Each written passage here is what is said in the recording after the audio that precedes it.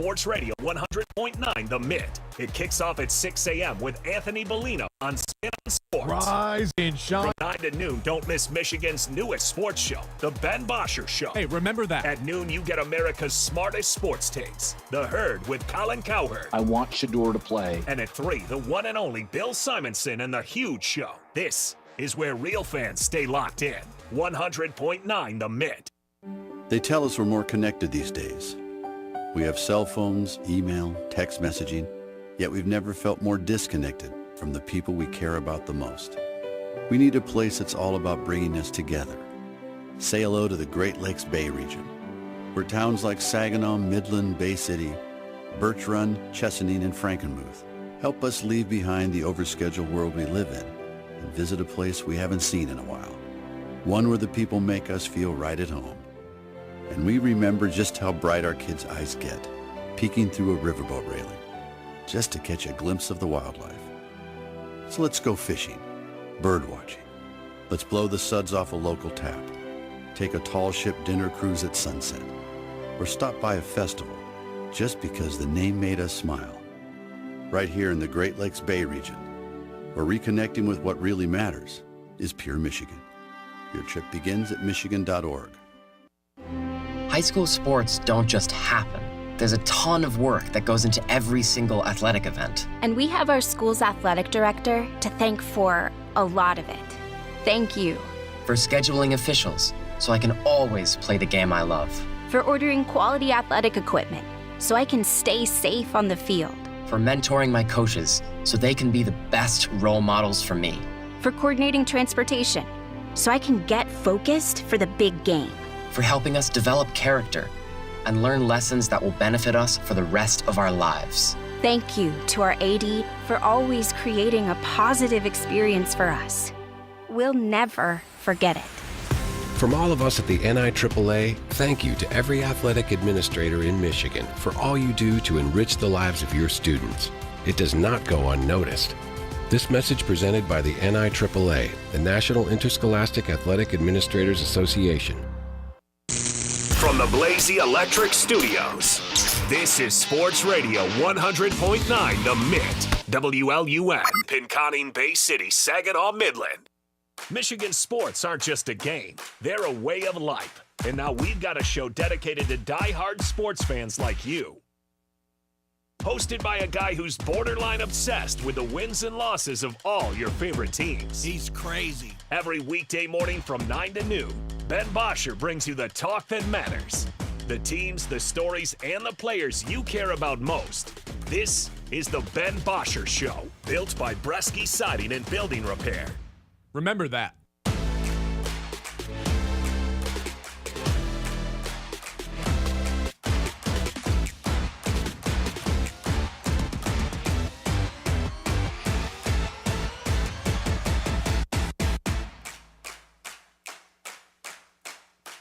Hello. Good morning and welcome into the Ben Bosscher Show, everybody. We have a big-time show planned out for you guys. Some huge news last night. Our guy, Bryce Underwood, is going to be back in the Maize and Blue next season under Coach Kyle Whittingham. We're going to jump into all that and a whole lot more. Pistons also beat the Knicks last night. Pistons didn't even have Jalen Duren, so they extend their lead in that Eastern Conference standings. I think it's, 3.5 games now? 4 games now, I believe it is. So we're going to recap it all. I'm going to tell you why the Pistons are officially the favorites in the Eastern Conference. Before we get to all of that, Dillon Clark, voice of the Saginaw Spirits here. How's it going? What's going on, dude? How we doing? We're doing pretty good, you know. We're 6 days into the new year, still feeling fresh, still feeling motivated. 6 days in, so what? Only 359 more days of I was going to say, that'll like that. Give it time. That'll fade. Since we last talked, I believe the Spirit are 3-1.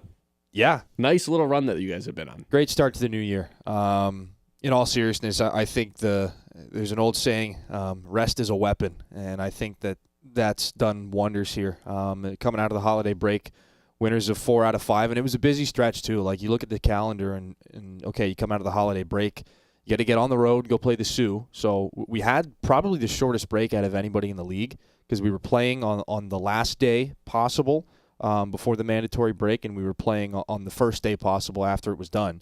and we had to travel up to Sault Ste. Marie before that, the day before. So a little bit of a shorter break for the guys, but it doesn't seem to matter. You play 5 games in 8 days, and you pick up 4 wins in that span. I think there's a lot to be happy about there.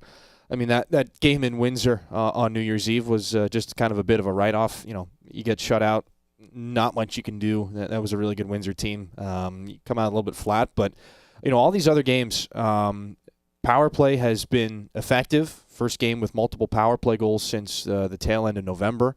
The penalty kill, which has been a weak spot for the team this year. They've been kind of bringing up the rear as far as penalty kills go in the Ontario Hockey League. They were perfect on a number of nights and only 1 power play goal against, I believe, in the last 3 hockey games. So they're cleaning up a lot of different aspects of things right now, and guys that had been a little bit quieter, they're starting to heat up, and you can always hang your hat on what the big dogs are doing. Nikita Klepov, Igor Barabanov, performers of the week this week in the OHL. So a lot to be happy about as we get into kind of a crazy time as the trade deadline gets close. It feels like there's not a ton of in-betweens with this team on offense. You're either putting up 5 goals, 6 goals, or it's getting shut out, or maybe 1 goal put up. It doesn't really feel like there's a whole lot of in-between. Yeah, there's a lot of feast or famine. And even some of the games that I think of some that were, that 8-4 game against the Sioux a couple of weeks ago at this point. But, you score goals in bunches, and you do start to make it close. It's just, you have that. And this team has the third periods have been their best. For one reason or another, they find ways to turn it on in the third. And sometimes they're a little bit too far behind for that to really make a difference. But no, in this last 5-game segment, they look like a team that matured a lot during that break. They're kind of finding their groove a little bit, and I think a lot of confidence too. And I mean, winning cures a lot of things. So if you can string together a handful of wins and you can kind of relax and settle in a little bit and remember that, yeah, there's some real talent and there's some real ability on this hockey team. I think they're getting back into that mindset right now. You mentioned the trade deadline. What does that look like for an OHL team the week of the deadline? It's a lot. It's busy behind the scenes. I know it's a little tough for the guys to handle because, again, these are your best friends, and you don't know who's going where. You don't know what exactly. There's a lot of uncertainty, I guess is probably the best way to put it, because it depends a lot on what everybody else is doing, what all the other teams are doing. So we just had to make our first move of the deadline yesterday. Hayden Barch and Sebastian Gervais go to North Bay. Spirit get 3/3 and 2/5 back in that trade. And I know that was a tough one for GM Dave Drinkle to make. There are no easy ones when you're sending players back and forth, but I know that one was especially tough just because of what those guys have meant, especially Sebastian Gervais. 297 games in a Spirit uniform. That's second all time. He was close to breaking the franchise record. But, just all that he's meant to this hockey team, wore a letter the last couple of years, wore an unofficial letter. He was identified by Chris Lazary as a leader in that locker room, even though they didn't give him a letter during the Memorial Cup year. Just a massive part of that locker room. So we're going to root for them from afar. It's good that we don't play North Bay again this year, so we can full on say that we're rooting for Sebastian and Hayden. But one way to look at it is those guys. You and I were talking about this prior to the show.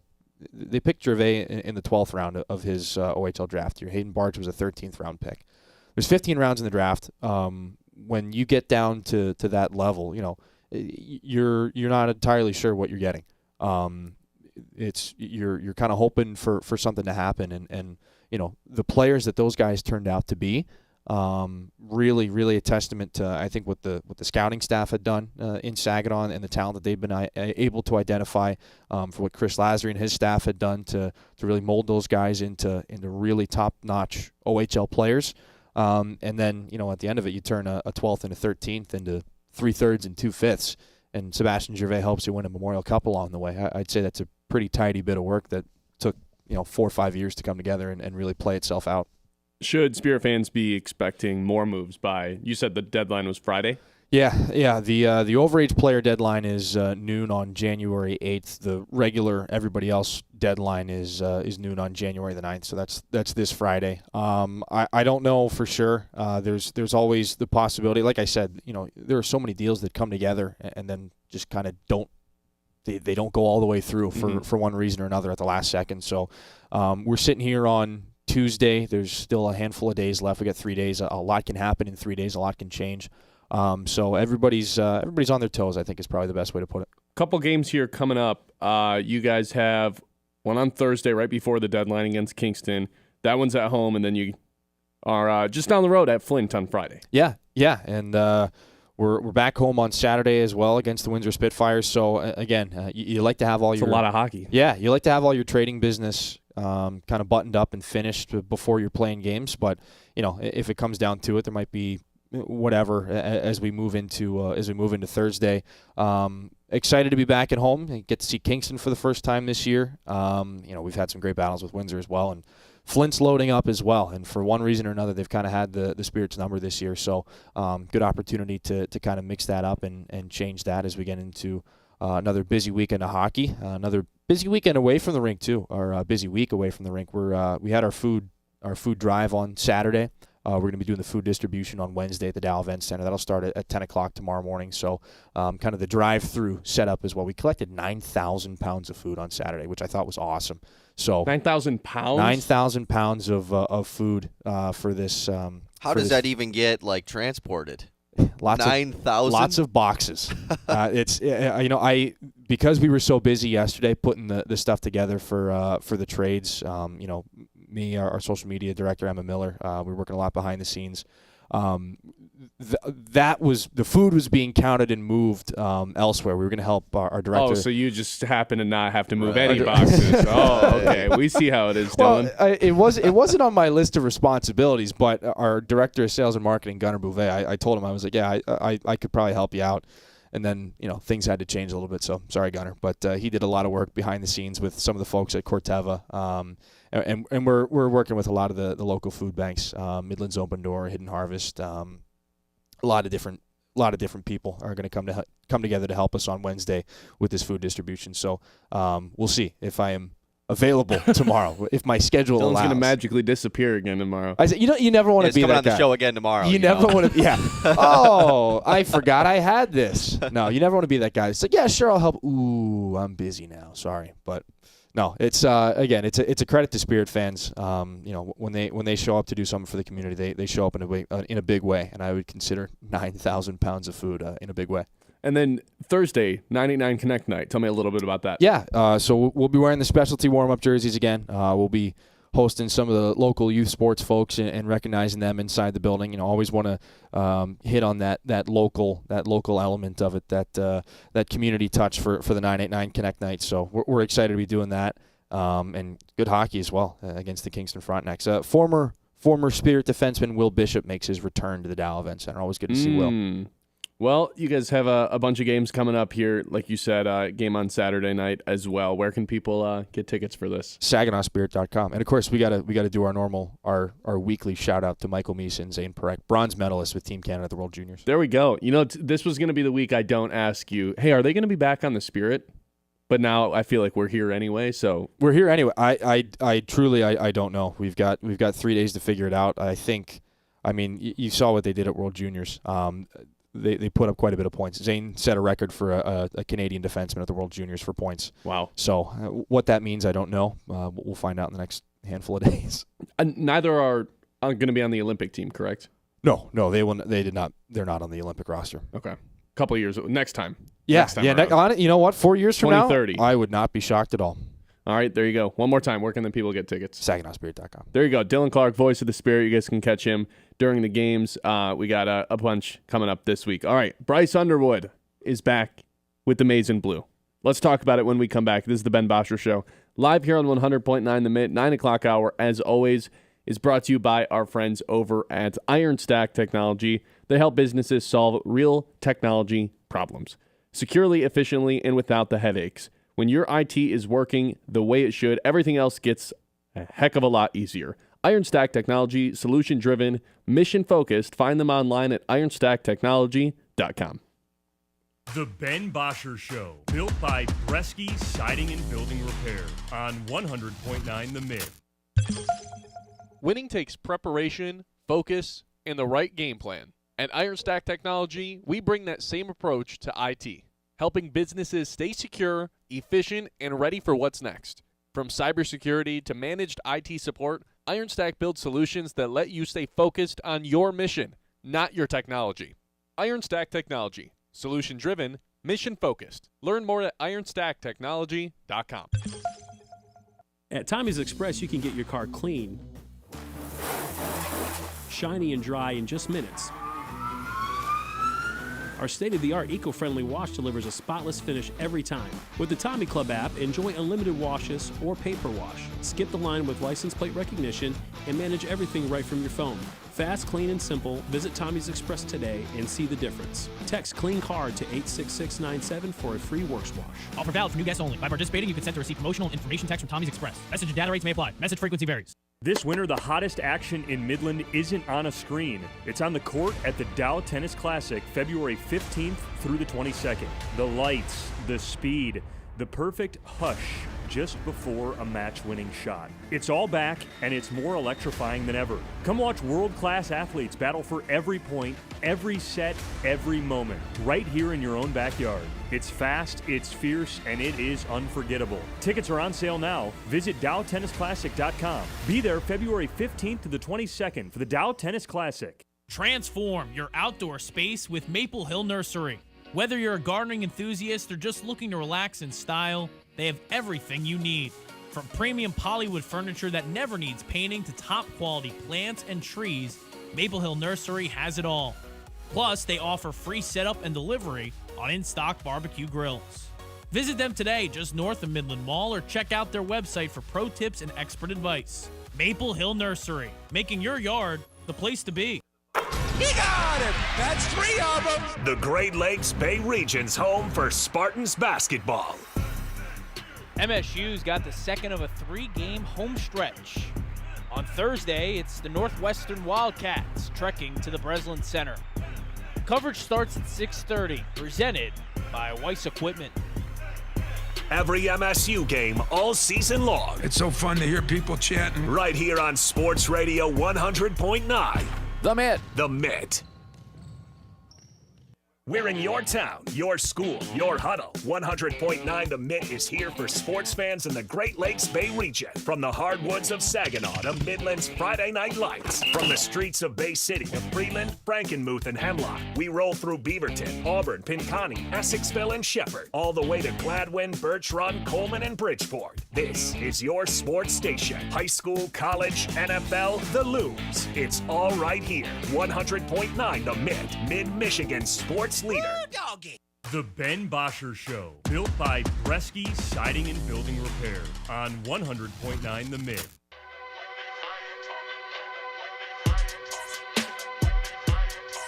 Good morning, everybody. Hope everyone's having a good time. Yes, we are aware of the issues going on the radio side of things. We're still live on YouTube, still live on Facebook. We're going to keep things rocking and rolling as if it's a normal show here today. So the big news of today happens last night. Bryce Underwood announced he is returning to Michigan for his sophomore season. And I wasn't quite sure how people were going to react to this because obviously Bryce Underwood's season last year was a tad bit disappointing, but I believe the expectations on an 18-year-old freshman were just so drastically high compared to what they should have been. Because there's very few instances of an 18-year-old bringing his team to, like real relevancy and success as a freshman. We've got Trevor Lawrence at Clemson, and that's pretty much it in my lifetime for the true freshmen that have done that. And for as much as we want to call it a disappointing season, they still won 9 games. The problem is, in their 3 losses in the regular season, man, Bryce Underwood kind of stunk it up. And his 3 worst games of the year were unfortunately against Ohio State, Oklahoma, and Michigan State, where he failed to complete 50% of his passes in each of those games, averaged less than 100 yards through the air. He threw 1 touchdown and 1 interception and 0 touchdowns in those 3 games combined and had 25 total rushing yards. Those numbers are bad enough to where they don't even sound real. How do you complete less than 50% of your passes in 3 of your biggest games of the year and go under 100 yards in all 3 of those games? That's about as bad as it can possibly be. So I understand where the frustration stems from, But I guess I'd go right to his head coach was a complete psychopath who rained terror and bad vibes all over the locker room the entire season. His offensive coordinator was maybe underqualified for the job and now is the offensive coordinator at Missouri, so talk about a downgrade. This is also the person that was supposed to be his quarterback's coach. And you saw it in the bowl game. Like, there's just a couple throws that he'll have every week where it's just like, that just doesn't look right, man. Somebody needs to get inside this guy's head and actually go to like a quarterback camp and get these mechanics right, because there's just so much with little stuff that needs to be fixed where it just doesn't look like a 5-star quarterback. But then he'll flash the place where it's like, well, you just can't teach that. Now that he actually has an adult in the room and a real coaching staff, and they're able to talk to him and make sure that he believes that he can have success at Michigan, whether that's individual stats, getting to the draft, winning national championships, maybe it's all of it.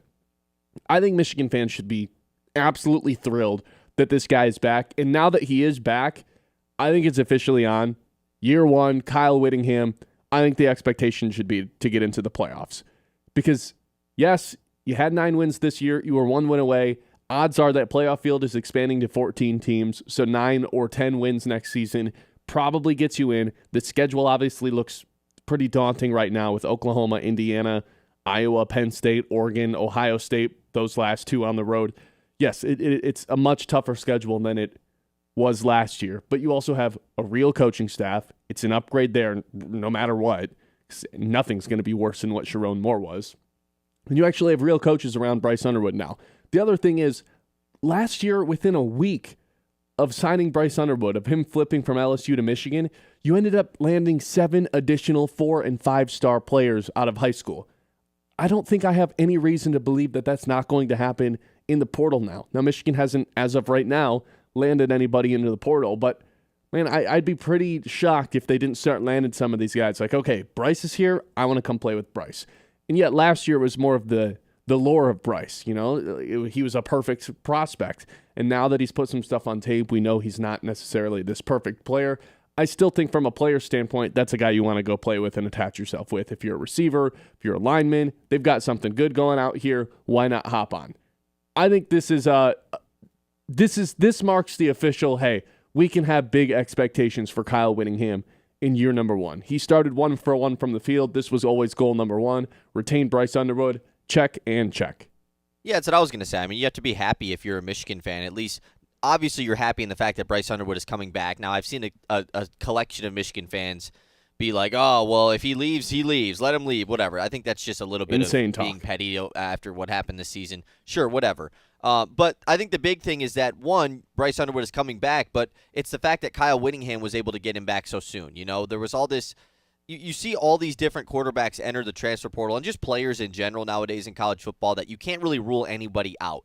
And I always thought the idea of Bryce entering the portal was a little far-fetched just because of everything that went down for him to get to Michigan in the first place. Mm-hmm. It'd just be wild to throw all that away after a year that they probably didn't have major expectations to go anywhere.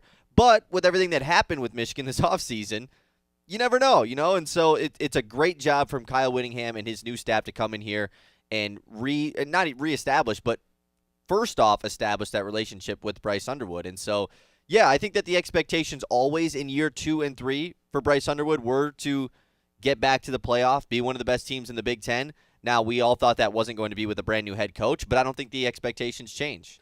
Yeah, it's pretty tough to put expectations on a first-year head coach of, hey, you got to be in the playoffs or this is going to be like an unsuccessful season. But when you have 9 wins with a psychopath as your head coach who, kind of just like draped all over the season, and you push that guy away and bring in to what a lot of people considered like one of the best coaches in college football out at Utah. Granted, this is obviously a much bigger stage.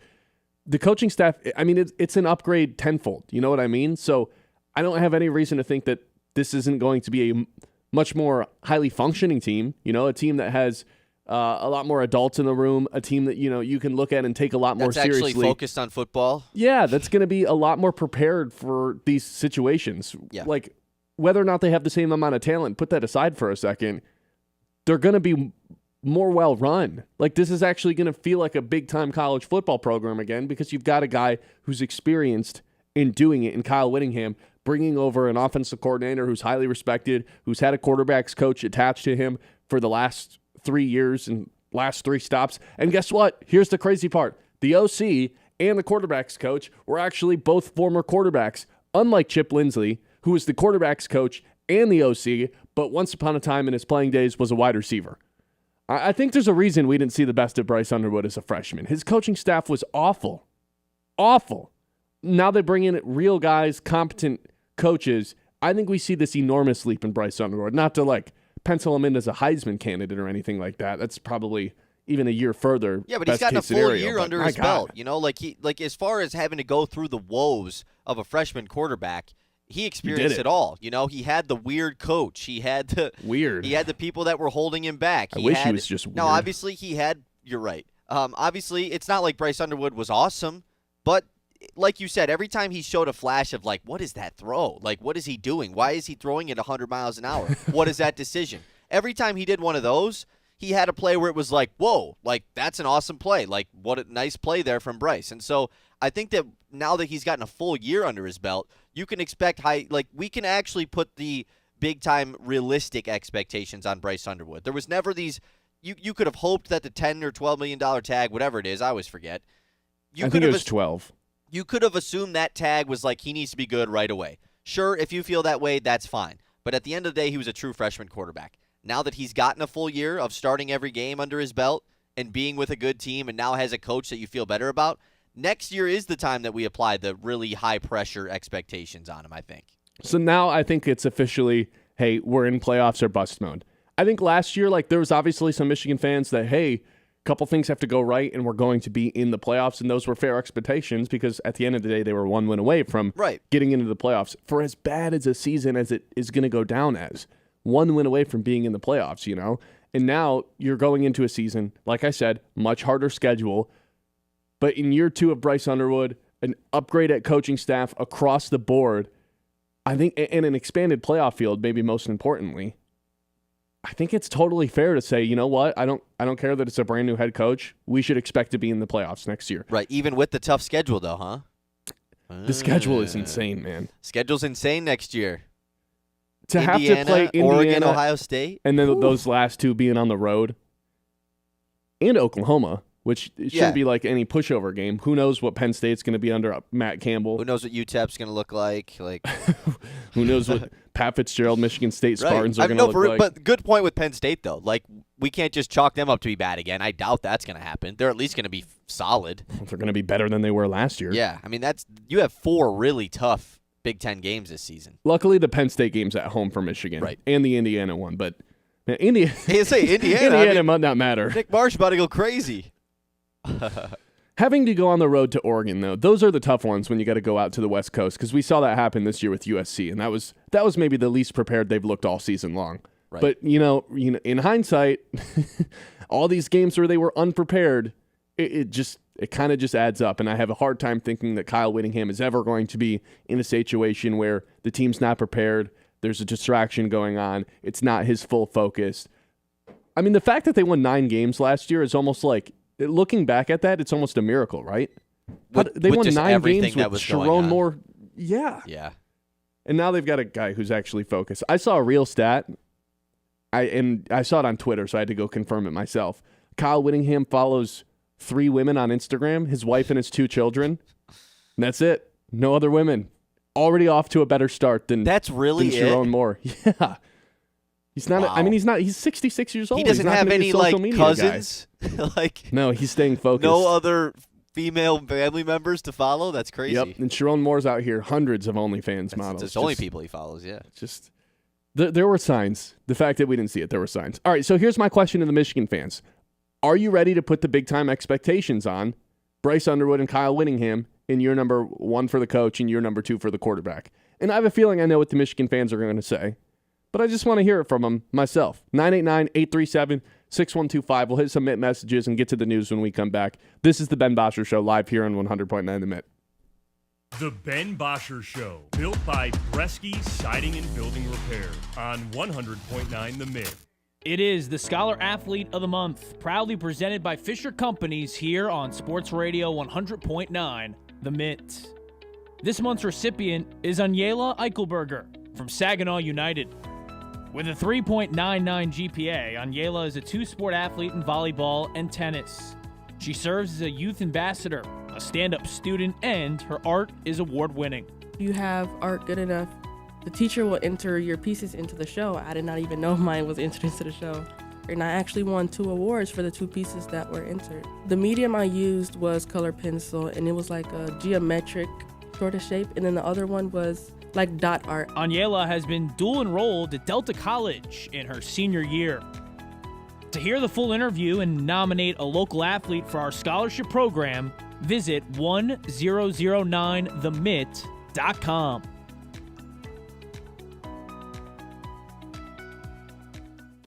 From the depths of the ocean to the farthest reaches of space, Corning's technologies push the boundaries of what's possible. We're the world's leading innovator in glass and ceramic science, and we're innovating right here in Michigan. Corning's solar wafer site in Hemlock is helping guarantee American energy security. We're investing in our local Michigan communities. That's why Corning is a proud sponsor of the Great Lakes Loons. Learn more about Corning today at corning.com. Blazy Electric is saying thank you to their customers with 10% off all service calls now through at least the end of January. Whether it's a small fix or a bigger electrical need, their trusted service team is ready to help. Just make sure your service call is completed within 30 days of your estimate to take advantage of the savings. For 60 years, Blazy Electric has proudly powered our community with reliable, honest service, and they couldn't have done it without you. Call Blazy Electric today and let them take care of the rest. The Michigan Baseball Foundation is more than just baseball. It's a driver of economic growth and community. Operating one of the nation's top minor league stadiums, MBF supports job creation and regional development. Through creative partnerships and charitable giving, MBF has helped bring projects like Dow Diamond, the East End Development, Fairfield Inn and Suites, the Plaza, and the Dow Bay Area Family YMCA to life, generating over $23 million annually in economic impact. Every Great Lakes Loons ticket supports these efforts. Learn more at MichiganBaseballFoundation.org. I'm Ben Bosscher, and here's what I think. I think if the Pistons trade for Michael Porter Jr., they are winning the Eastern Conference. I think just because the Lions missed the playoffs this season doesn't mean there's any need for big-time changes when it comes to the regime of Brad Holmes, Dan Campbell, and Jared Goff for that matter.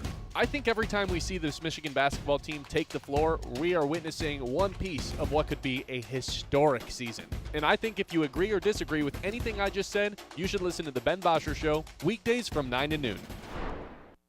They tell us we're more connected these days. We have cell phones, email, text messaging, yet we've never felt more disconnected from the people we care about the most. We need a place that's all about bringing us together.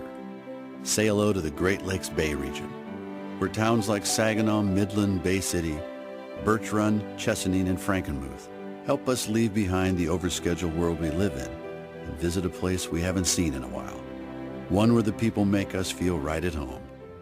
And we remember just how bright our kids' eyes get, peeking through a riverboat railing, just to catch a glimpse of the wildlife. So let's go fishing, bird watching. Let's blow the suds off a local tap, take a tall ship dinner cruise at sunset, or stop by a festival just because the name made us smile. Right here in the Great Lakes Bay region, where reconnecting with what really matters is pure Michigan. Your trip begins at michigan.org. The Ben Bosscher Show, built by Bresky Siding and Building Repair on 100.9 The Mitt.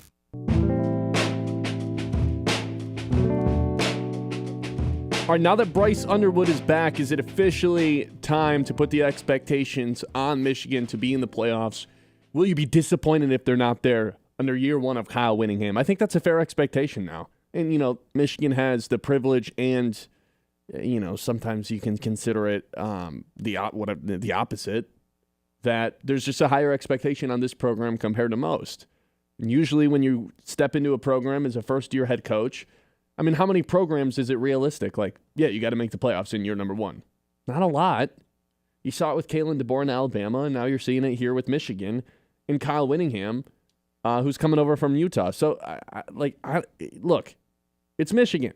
There is a little bit higher expectations. You have a 5-star quarterback going into year number 2 who went through a hell of a lot in year number 1. I do think it's fair to give this team some expectations to be in the postseason, especially because I don't know. I'd say it's like 90 to 95% chance that the playoff field gets expanded from 12 to 14. Oh, you think so? For sure. I'd be pretty shocked. When's that delayed till? After it's sometime late January, right? They just February? keep knocking the can Well, down I mean, the at road. some point they have to do it, though, you know. I think it's January 31st, but at some point it was December 2nd, and then it was December 21st, and then they just kept saying, we're going to delay this It thing. definitely feels more like widely accepted now than it did pre the start of the playoff, just because of the actual like amount of teams that are doing pretty well. Yeah, I mean, this was for the sake of the NCAA, and if their whole goal is to make money, which obviously it is, not play good football games or anything like that. Miami going on a run here and Ole Miss going on a run is definitely making the case that there should be more teams. Do you think Michigan has a better chance next year to make the portal than they did this past season? Or did I say the portal? The playoff? The playoffs. Yeah, I do. Really? Because it's just like, I mean, right now, obviously, you know, Whittingham you would assume is going to bring in some transfers, but Michigan has lost a good amount of guys, hasn't been getting some of them in could a ton come of back, guys. though. Yeah, of course they could, for sure. To my knowledge, they haven't gotten any commits in the portal yet, correct? Zero, At least none on 24/7 currently. Yep. So, yeah, I mean, obviously they're going to get some. I'm not saying that's not going to happen, but they're losing some good players, and it's a first-year head coach. We don't know exactly how that's going to go, and the schedule's much tougher. And, like, we can chalk up last year to, like, you win one of those 3 big games, you're just in the playoff, right? Yeah. Maybe. I mean, I don't know who you'd necessarily be replacing, but you get in over Miami. For sure.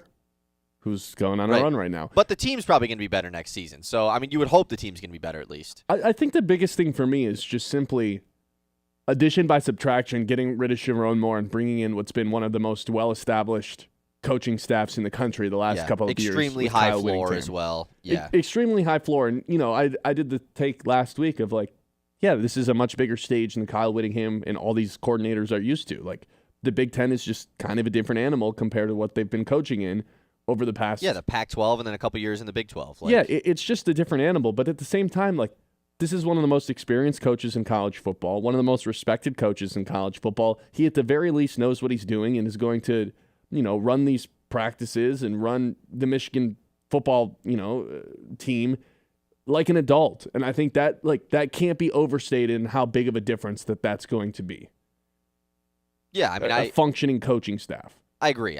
Yeah, you're right. I mean, definitely, especially just with the young of a quarterback in Bryce Underwood. I'm just wondering that coming into this season, like when has anyone ever gone in and been like, Utah has got to get it done this year? You know, like I know that a lot of these guys, the pressure doesn't get to them. Of course, they're the coaches and they don't pay attention to a lot of this stuff. But still, like, you know what it is coming to Michigan with Bryce Underwood on your team now. Like, the expectation and the pressure is going to be there. There wasn't that at Utah. No. Now, maybe there was internally because of him leaving Utah. Like, maybe there was there, but there wasn't any outside noise of like, man, if Utah doesn't get it done this season, then something has to get done. No, because Utah's a school that if they have 10 wins every year, it's awesome. That is an awesome season if they do that. Yeah, absolutely. And they do that a lot. And so the expectation at Michigan's just a little different. Right. Yeah. I understand that. They should have those expectations, totally. But I'm just wondering how it's going to be handled. I can see how that would affect a young coach. Someone who's 66, been there, done that. He could have a terrible year, and he still, you know, is a legend out. Like, not to say I don't think he's going to be motivated. I just don't think that the pressure stuff is going to be able to get to a guy who's been a head coach at the Power 5 level for 21 years. I don't know. I just don't think it's going to get to that. Let's see what some people think. 989-837-6125. Kevin said, I think there will be huge improvement next year. The ceiling for this kid is still very high. Yeah, I like that. Just realistic takes here, you know? Not too quickly dumping on the kid like a lot of people do. Like the Facebook comments. Sometimes, yeah, the Facebook comments do that. Andrea texting in saying, all these Bryce bashers better not be I knew it all along when he leads the team to a championship once he's no longer coached by Mr. OnlyFans. Ooh. That's pretty good. Yeah, I don't know. Would you say it's more likely he takes the step up and is like borderline Heisman candidate, one of the most electric quarterbacks in the country, or it's just more of the same as what we saw last year? What's more likely? Yeah, I think it's way more likely we start to see like, oh, there's a reason this was a 5-star. Absolutely. That's got to be much more likely. Now there is some times where you have guys like a a Dillon Raiola, who was in the same situation, number one quarterback coming into the class, and just like really through 2 years has not lived up to it, and that's why he's leaving Nebraska. But I think that Bryce in this situation with the right coaching staff, yeah, it's much more likely that he shows those flashes of being one of the best guys in the country. Now, he's probably a step away from, I mean, we saw it in the game, in the Cheez-It Bowl. Like, Arch Manning is going to be probably really nasty next season. Hey, by the way, you and I from we have zero nailed the Arch Manning, like, we said this is way too out of control week 0. Sell your stock on him. We said he would be back in college next year, like, right away. Before the season even started. Predicted to be first overall pick, yeah. And then he sucked for 4 weeks, and everyone was bashing on him. And that's when you and I said, you know what? This is actually the time to start buying some Arch Manning stock. And look at us. I'm proud of the way. And now a lot of people after that Cheez-It Bowl are like, "Whoa, Arch Manning is like going to be crazy next year, like Heisman favorite." And honestly, he probably should be. Yeah. But so I think Bryce is probably not going to enter that territory next season. I would assume not. But he's got the entire offseason to get better, and I think that's. And he has a new coaching staff to build the right team around him as well, and build the right offense around him, and that's probably the most important thing. I think right now would probably be the best time to buy the Bryce Underwood stock. Yeah. It could have just been after the Ohio State game, but, I mean, only... I mean, the Cheez-It Bowl wasn't like... I mean, he was good for 2.5 quarters. Yeah, exactly. He was really good for 2.5 quarters. And then he was really bad and threw the 3 picks, and I think... Or 2 fumbles and or two picks and a fumble, whatever it was. Now would be the time to buy the Bryce Underwood stock. I like the coaches he's bringing in. They're going to have a strong run game under this OC. They always use 3 years of evidence that they're going to run the ball a ton. But as a former quarterback, he's shown the ability to develop guys like Devin Dampier from New Mexico, and then he transferred into Utah.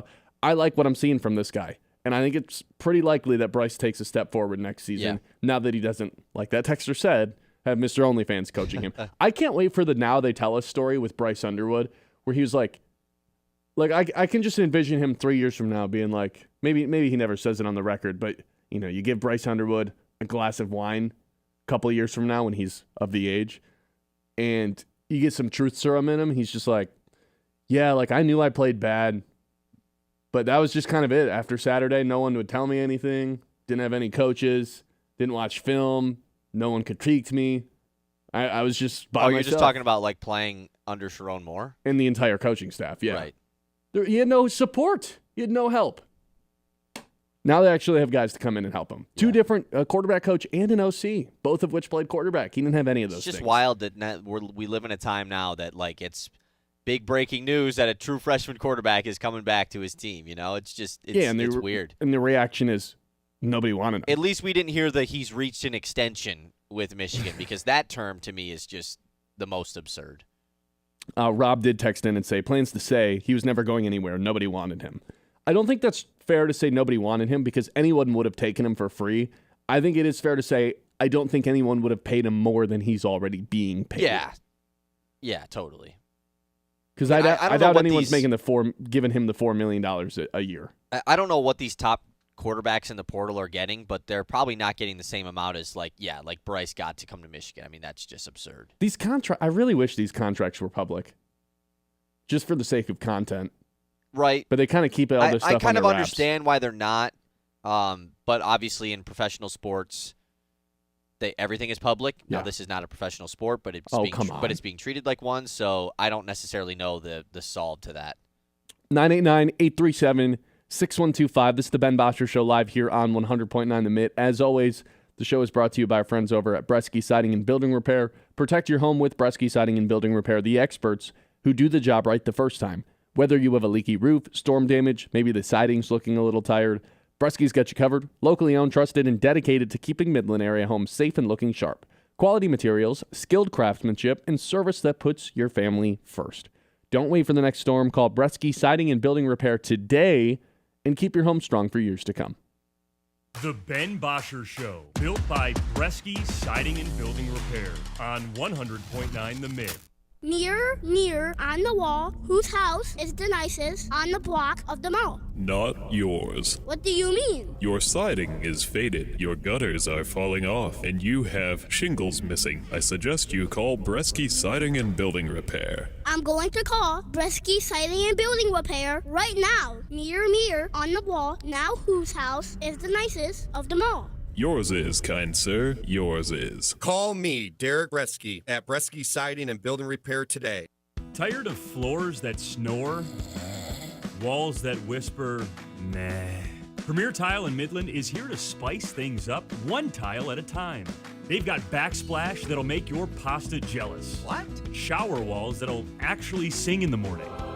And floors so fabulous, you'll consider eating dinner off them. Stylish, affordable, slightly obsessed with grout. Visit Premier Tile, located between Stark and Sturgeon, right off US 10, or at PremierTileStone.com.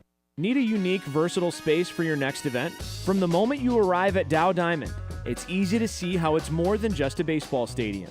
With private areas for groups as small as 30 to large-scale events for 300 plus, even full-service catering, Dow Diamond has you covered. From trade shows, corporate meetings and seminars to holiday parties, high school proms, and weddings, book Dow Diamond for your next event. Just call 989-837-2255 or visit DowDiamondEvents.com.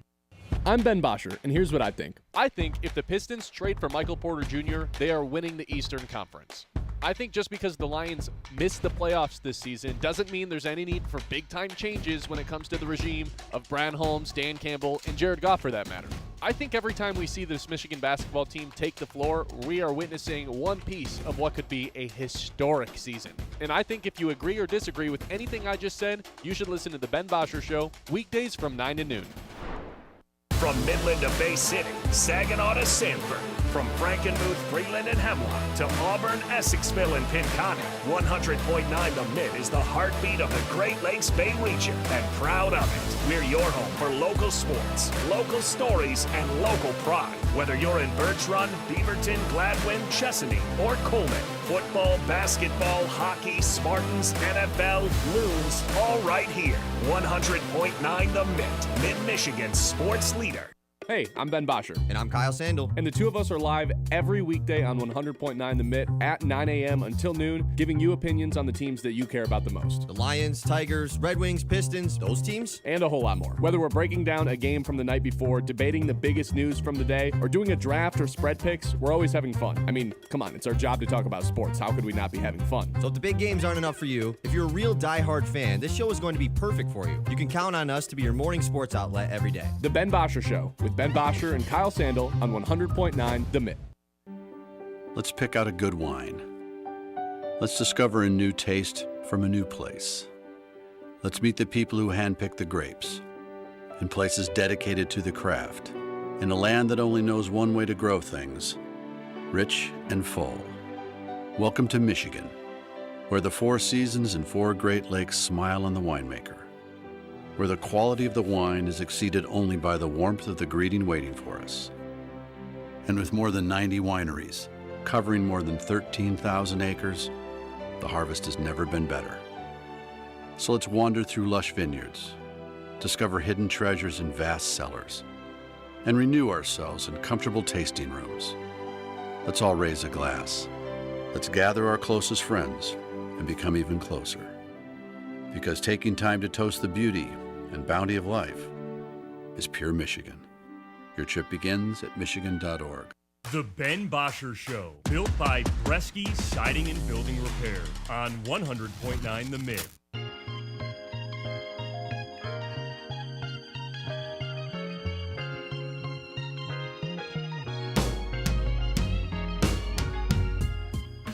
I'm kind of sad. This is our last Tuesday Tower NFL Power Rankings of the year. We wrap up. I guess we could have done this on Monday, but usually there's a Monday night game that we have to wait to be done. That would make it a Monday Tower. Yeah, and that doesn't have a nice ring to it. So we waited until Tuesday. I put this together last night.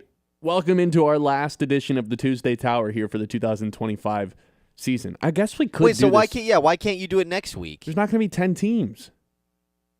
How many teams there'll be next week? 8? Yeah, there's gonna be 8 teams next week. I mean, just do it. Just do a tower with 1, 2, 3. There's just one team. Really work. There's 2 teams on the bottom by themselves. Yeah, that's not the pyramid. I guess I could just make up my own rules, but I like the format that we've done. All right, so typically this is like a snapshot of the league, where we are, And Seattle's been on the top for the last couple of days, or the last couple of weeks ever since they beat the Rams. But going into the playoffs, I feel like I just have to do a blink test of, all right, who do I feel the best about after 18 weeks? So this version, I think, is a little bit more of a power rankings with the idea, like, who's playing well right now. You know what I mean? So it's a little bit of an in-between, taking in a little bit more consideration of what's happened over the course of the season rather than just a snapshot of what's happening right now. In general, this is a snapshot of how I feel about the teams going into the playoffs. So welcome back to the top. The Los Angeles Rams, the only team at the top. In the title of this tier is just called Elite. Any pushback here, I feel bad just bringing Seattle down for really no apparent reason, but you and I think, are on the same page. I just don't believe in Sam Darnold. I believe in the Seattle defense. Could they win 3 playoff games in a row? Sure. Will they? I'm not willing to bet on it. I'm not willing to put my money on Sam Darnold, who's dead last in the NFL amongst quarterbacks in the playoffs in turnover-worthy play percentage, interceptions, fumbles. I just don't trust it. It's hard to trust just based off of what we saw a year ago. Now, he did win in Week 18, so it's a little bit of a different thing. I could see them being on Tier 2. I know that you haven't gotten there yet, but I could see them being a spot higher than you have them. But, yeah, I'm with you that the Rams are the overall favorite. I think betting-wise, they're still second or third. But I think that this is the team to beat. You're talking the Rams or the Seahawks? The Rams. Yeah, Rams the are Seahawks second. Are the favorites Seahawks to win the whole favorite, thing, which Rams is crazy. And it's basically Seahawks, Rams, and then a bunch of AFC teams after that. Like, there's a gap. Does Seattle have the best unit of any team? I know we floated around the idea of it's Houston's defense. The Rams' offense has always come to mind, and they've been without Devontae Adams for a few weeks Riley now. Leonard kind of had some plays on Houston's defense this week, and they were playing their actual team.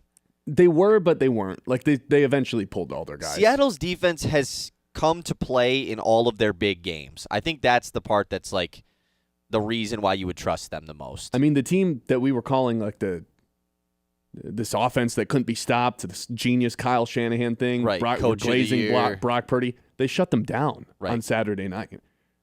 But the problem was Seattle couldn't score either against a really crappy 49ers defense. There's just a barrier for me. Oh, they've got some fun wild card round props. Oh, do they? Like most passing yards in the wild card round, stuff like that. That's pretty fun. You know who I wouldn't bet on Lowest scoring game. That's pretty cool. You know who I wouldn't bet on for most passing yards? Is Sam Darnold. They don't play in the wild card round, Ben. Oh, that's why I wouldn't bet on him. Right, that's smart. I have the Rams at the top. I think there's also, they have not played the best of any of these teams over the last 3 weeks, but there's also a sense of they're getting Devontae Adams back to start the playoffs. They're going to play Carolina to open things up, who did not make the Tuesday Tower. Maybe I should have started there. There's 4 teams that didn't make the Tower. It's the AFC North. No, actually, the Steelers did. It is the NFC South winner, the Carolina Panthers, and both of the NFC North teams, the Bears and the Packers, and then the Chargers as well. Sorry, guys. But anyway. Dang, the 2 seed in the NFC not on the Tower. That's crazy. I mean, would you put the Bears on? Anyways, continue. Would you? Maybe. Well, I'll see based on the other teams you talk about. Okay. I just feel like the Rams offense getting Devontae Adams back, people are going to be quickly reminded of how insanely unstoppable they were for the first 13 weeks of this season. You can pass on them a little bit, but it's tough to run on them, and they get after the quarterback. So I think they're the top team. No visible weaknesses is the second tier. And I'm going to need an explanation on this because there's a clear visible weakness with this first team. Philadelphia Eagles. They are their own worst enemy. When they are hitting the ground, when they are running, when they're playing playing good defense, this is one of the best teams in the NFL. And I think this is the only team in the NFC that can beat the Rams. As backwards as that sounds, because I know Seattle has already beaten the Rams, I just have a hard time picking Seattle in a playoff game against the Rams. I think Philly's our best chance. If you are anti-Matt Stafford winning another Super Bowl, this is the team that's potentially going to dethrone or take down the Rams. They're their own worst enemy, I guess is the best way I could put it. So their own weakness is their self? Yeah, I guess it's themselves. They don't pass. I mean, you got to be able to pass. And the tush push doesn't even work anymore. Tush push does not work. You were correct. No visible weakness. How about no visible strength? I can't. No, their defense is really good. Their defense is lights out, and when they are passing the ball well, that's what opens up Saquon. If they get any sort of a lead, they don't pass. That's a mental hurdle for them. But the talent is there for happened. the Eagles. You know what I mean? Like when their offense is moving, if they're it playing feels from basically behind, unstoppable. If they're playing from behind, they're a much different team than when they're playing with the lead. I agree with that. But a lot of times they're not playing from behind. Right, and they that's get the up bad on a thing. lead and then they hold teams off. This is the team that they're not Steelers equivalent, but this is the team that you just don't want to get into a muck mess with during the game. And if it's close in the fourth quarter, like Philly more often than not just comes out on top. I know people have been up and down on this team all season long, and they didn't even want that 2 seed this past weekend. But I don't know, man. I just look at the talent, and it's really hard to pick against the team that has this good of a defense when they want to be, that has the A.J. Brown, Devontae Adams, Saquon trio. Jalen Hurts, I think, has had the best, maybe not statistical season of his career, but I feel the best about him more so than I have the last couple of years. It just feels like when they are in their groove, they're just as good, maybe not just as good, but not all that much worse than they were last year. It's just, they're their own worst enemy. I don't think there's a team in the NFL that's like, no, they can't beat them. I feel like Philly can beat anybody. Yeah, I guess that's fair. I just think they could also lose to anybody. Great point. Jacksonville I have as the other team at the top in the second tier. Yeah, no can't really visible argue weakness that one, tier. honestly, the way they've been playing. I can't figure out where this team has an Achilles heel. It was for the longest time Trevor Lawrence. And now Trevor Lawrence is maybe one of the biggest strengths of this team. I don't understand what happened here. They traded for Jacoby Myers, and Trevor Lawrence suddenly turned into the guy that we all envisioned him being out of Clemson. He looks like a number 1 overall pick. He's hitting guys. He's running. He's using that 6'6" frame. Their defense is awesome. They get turnovers. It's super tough to run on them. They've got an okay running game as well. They're just one of the most balanced teams in the NFL, but I think there's going to be a mental block of, I'm not really picking Jacksonville through 2 games to win 2 playoff games, am I? Like that's going to take a lot of trust, and I don't know if they've built it up quite yet. It's been a half a season of them winning, and that's kind of the only evidence of it. But man, this half season has been just as good as anybody's 8-game stretch in the NFL this year. But they are facing a little bit of adversity, though. I don't know if you saw the stat that Big Cat provided, but no long-haired quarterback has ever won the Super Bowl. Oh, I didn't consider that. Kenny Stabler in 1977 with the Raiders had half long hair, they call it, but not like Trevor Lawrence. Yeah, so just keep that in mind. I'm going to throw that one out the window. Just keep that in mind if you're picking Jacksonville, that's all. Okay. They're underdogs in round 1 matchup. Yeah, I was going to say, they also play Buffalo. That's their biggest weakness, is that they have to play Josh Allen, a guy that's won a ton of playoff games. I know that he hasn't won the big one, hasn't gotten there, but this round, the wild card round, I mean, Josh Allen destroys this round.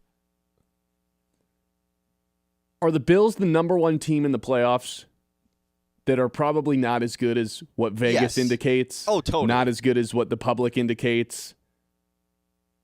I just don't think they're actually that great of a team. They just have the best they have the best player in the playoffs. That's kind of it. Yeah. It's probably them or Green Bay, which I see that line is now flipped. It was Green Bay opened as favorites, and now the Bears are favorites. I'm sure it'll flip 3 more times. Probably. Yeah, it definitely is probably Buffalo. I mean, their roster is not very good. That defense is They have 2 lights-out players. Sketchy. Yeah. They have the rushing champion, James Cook, and the fantasy champion, Josh Allen. I think he's a bit more than just a fantasy champion, but sure. Should they even be favorites in this? They definitely should be, because if they were underdogs, everyone would bet on them. Exactly. But it's just from a logistical, I don't know if they're field. Better. No, I really don't think they are. Now, will I be betting Buffalo? Probably. Really? Probably. So you're going to say all this and then back Josh Allen? I mean, Josh Allen against Trevor Lawrence. That's all I have to think about. We'll finish the Tuesday Tower a little bit later on because we're running out of time here. But Patriots and Seahawks round out that 3rd tier. Steelers, Broncos, 49ers, and Texans in the tier called Party Crashers, ready to ruin your season. I don't know if any of those teams can go on a run, though. And I'm including the 1 seed in that. We'll finish that up a little bit later on. We'll get to some Detroit Pistons who beat the Knicks last night to stay atop the Eastern Conference. That's when we come back. The Ben Bosscher Show, built by Bresky Siding and Building Repair on 100.9 The Mitt. Need a unique, versatile space for your next event? From the moment you arrive at Dow Diamond, it's easy to see how it's more than just a baseball stadium. With private areas for groups as small as 30 to large-scale events for 300 plus, even full-service catering, Dow Diamond has you covered.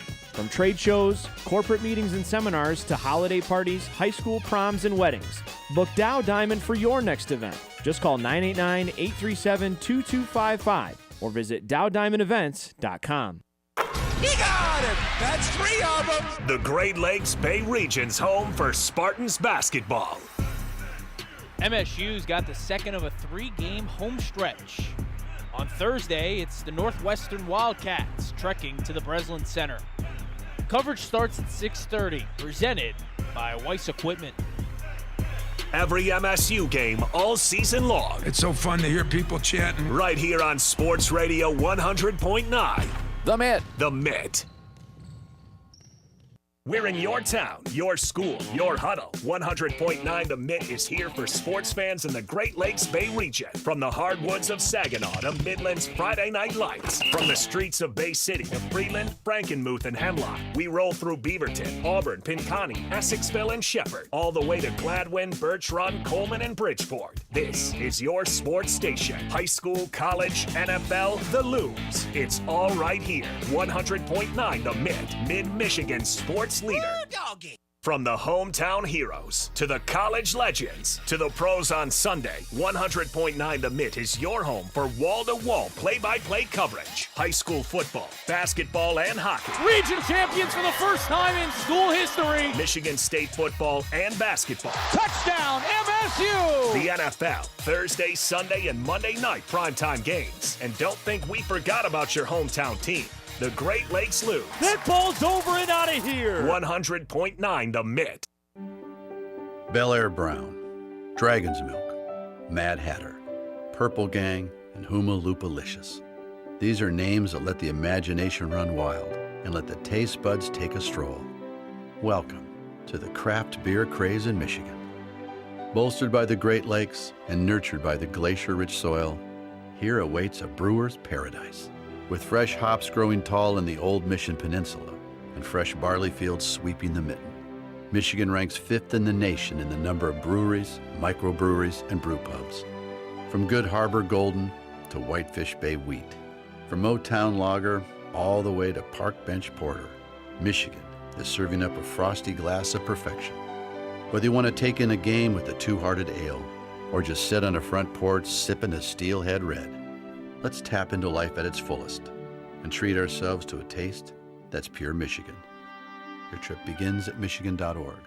From the Blasey Electric Studios, this is Sports Radio 100.9 The Mitt. WLUN, Pinconning, Bay City, Saginaw, Midland.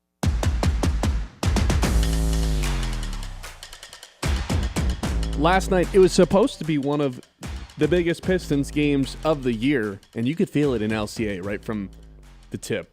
Through your TV screen, the energy in the building for Jalen Brunson and the Knicks return to LCA for the first time since last spring when they came into town for a playoff series.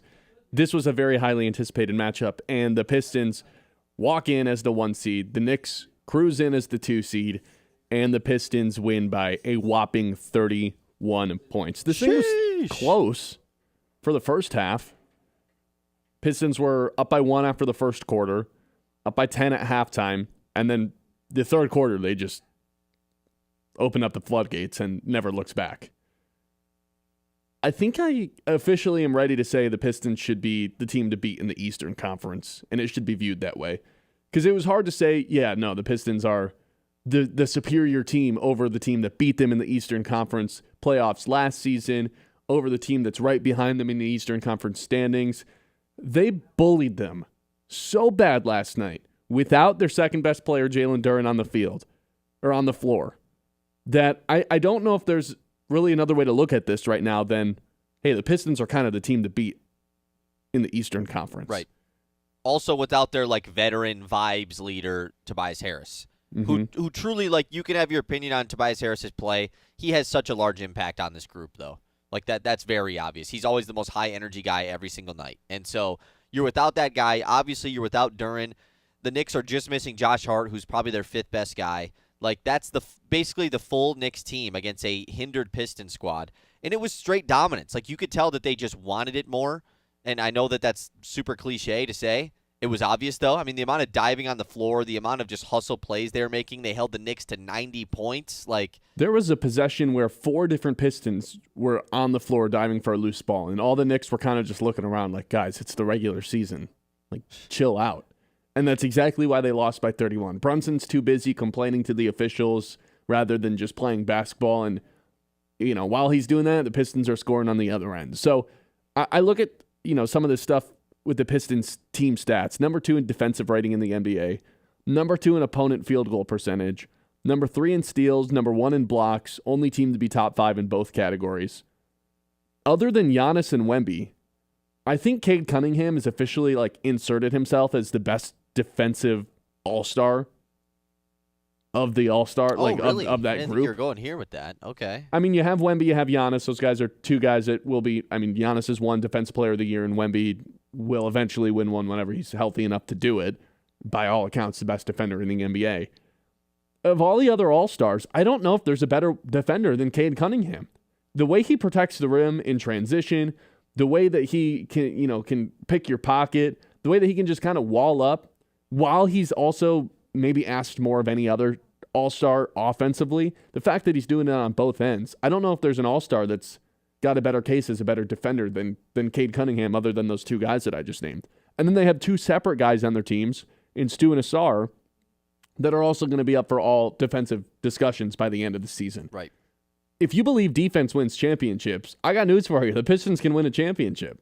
Well, I mean, that was their whole thing last year. It was like they could not shoot the 3 ball in that series with New York. And every game they came down to a 3-point loss or a 3-point win, And so it was like, and then the Knicks obviously, advanced themselves. So this team maybe doesn't shoot it as good as they did last year, but obviously in the series against the Knicks, it just wasn't great. But the defense is what keeps them in games. And when they are knocking down shots, which they have been as of late, this is able to happen. You're able to beat a really good team by 30-plus points. And I think your point about Cade is really great, but the bigger part is that this gives Isaiah Stewart a chance to really even extend his play, being the starting big man, without Jalen Duren out there. Like, he was just Defensive Player of the Month in the Eastern Conference coming off the bench the whole time.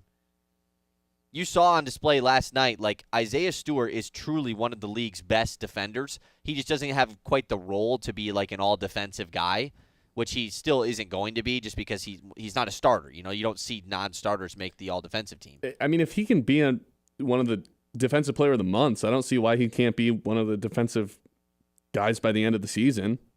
I really don't. The Nerds it's like him. It's tough to do. It just doesn't happen very often, And obviously he's going to be starting in this stretch that Jalen Duren is out, so that's going to help his case a ton. But nonetheless, do I believe Isaiah Stewart is one of the 10 best rim protectors in the NBA? Absolutely. No doubt about it. And they've got maybe the best perimeter defender in the NBA, Asar too. will be an all-defensive guy, most likely. If the Pistons continue to be a top 3 defense all season, that means you get an all-defensive guy. You will. He had the go-go gadget arms last night, where he would just everywhere. Reach basically, and it wasn't a reach foul, but he would just kind of, it looked like his arms extended 8 feet, and he'd just poke the ball out, really, and all of a sudden the other team was running in transition. It was incredible. And some of the other key categories that, you like to look at, number 2 in points per game, number 3 in fast break points, number 6 in second chance points, number 6 in points off of turnovers. This team starts, it's always going to start with this team on the defensive side of the ball. Even the backups that are playing, like Paul Reed, the front court that they're starting last night of Paul Reed and Isaiah Stewart, I mean, they're out-rebounding Mitchell Robinson and Karl Anthony Towns, both of which have, a 4-inch height advantage on our 2 guys. Cat's one of the best rebounders in the league. Guess how many rebounds he had last night?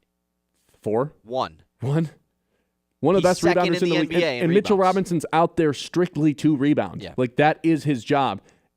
And Beef Stew is kind of punishing both of them. Right.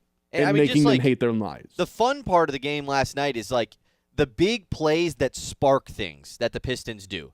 They have so many plays in last night's game, but just in general, where something sparks a big crowd eruption or it sparks a run. They had 11 blocks last night. 11. And 12 steals. Cade had 2 of them. And a ton of those steals turned into fast break dunks. It turned into a Javonte Green making a crazy finish at the cup.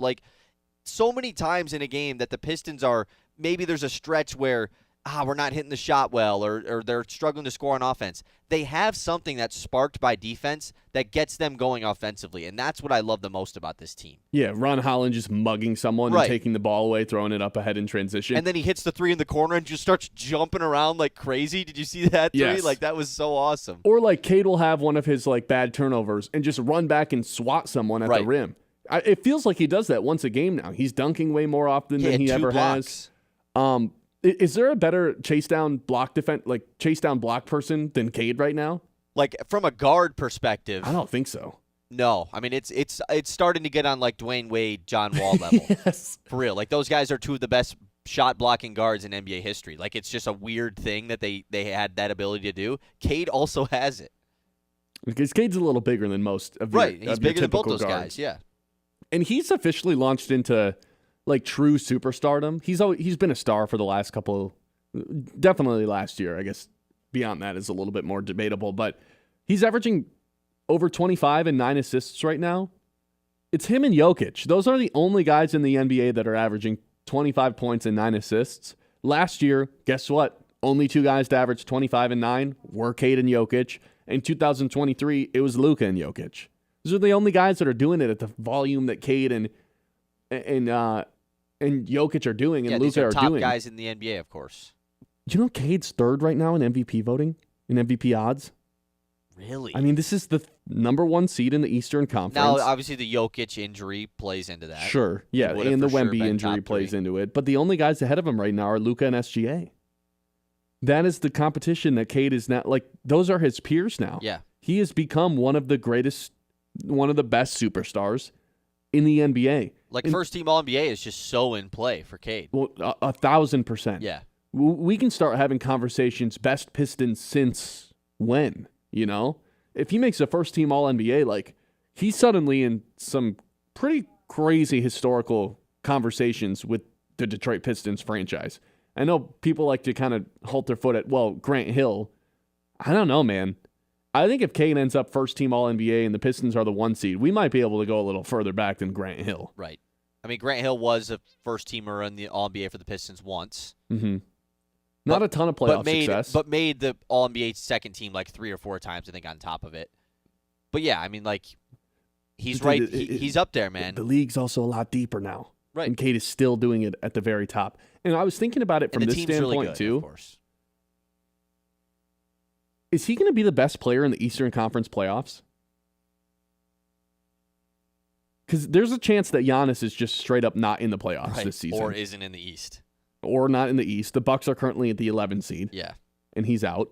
Well, it depends on how you feel about Jalen Brunson, the guy they played last night. Because I think a year ago, it was hard to debate that Brunson is worse than Cade. Like, Brunson was insane in that playoff series. I know all the Pistons fans hate him. Trust me, I'm right there with you. He was awesome in that playoff series last year. He was. Had he was like really 30, good in the first 30 quarter plus last in night. every game. So it just depends on how quickly you've made your opinion about Brunson v. Cade, because it's those two guys. If Giannis is not in it, of course. Well, I think you got to look at Tatum, too, because it sounds like he's going to come back. But coming back from an Achilles injury, that's kind of just a question mark of what he's going to look like. By the way, that team, nervous. Also really good. Nervous about that team. You almost have to hope they self-destruct when Tatum comes back. You almost have to hope that Tatum doesn't come back. Or he comes back and then him and Brown are basically fighting over the ball again. Could be. But yeah, I think it comes down to like Cade, Mitchell, Brunson, Maxey, or I guess Jaylen Brown has been really good this year. But yeah, Mitchell has the Mitchell's pedigree. really good for sure. Mitchell is really the pedigree. Good playoff player as well. He's probably a better scorer than Cade.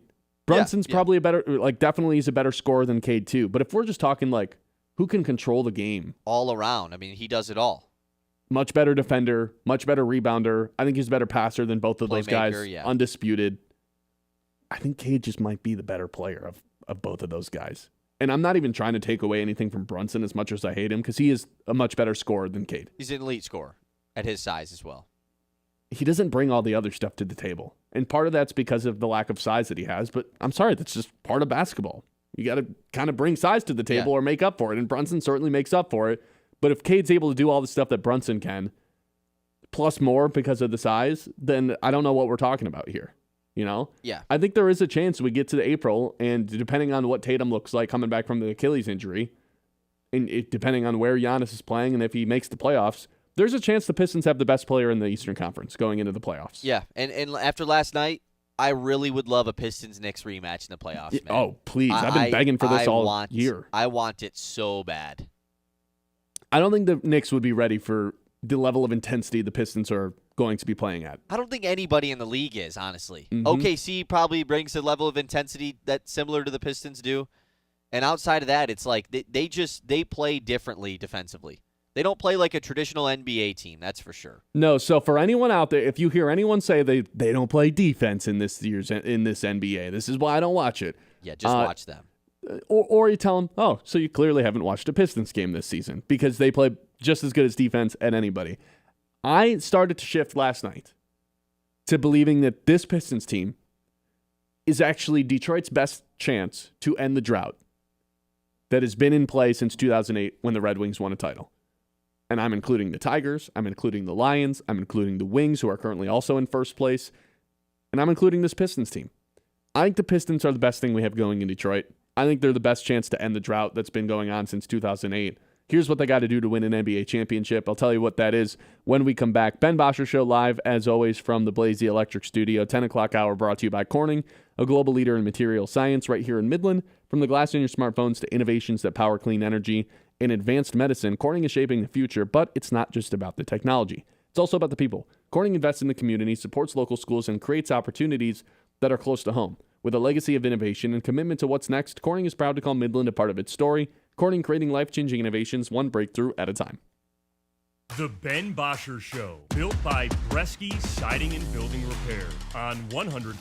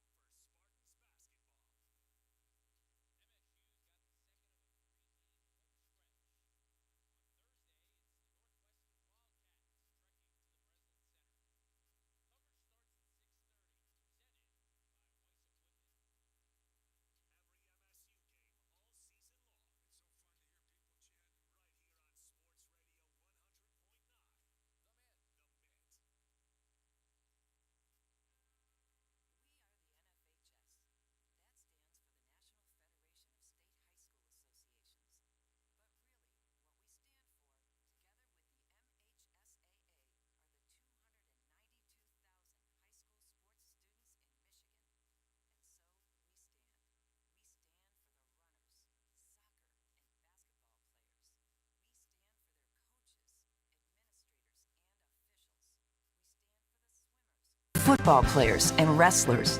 We stand for the golfers, softball, and volleyball players.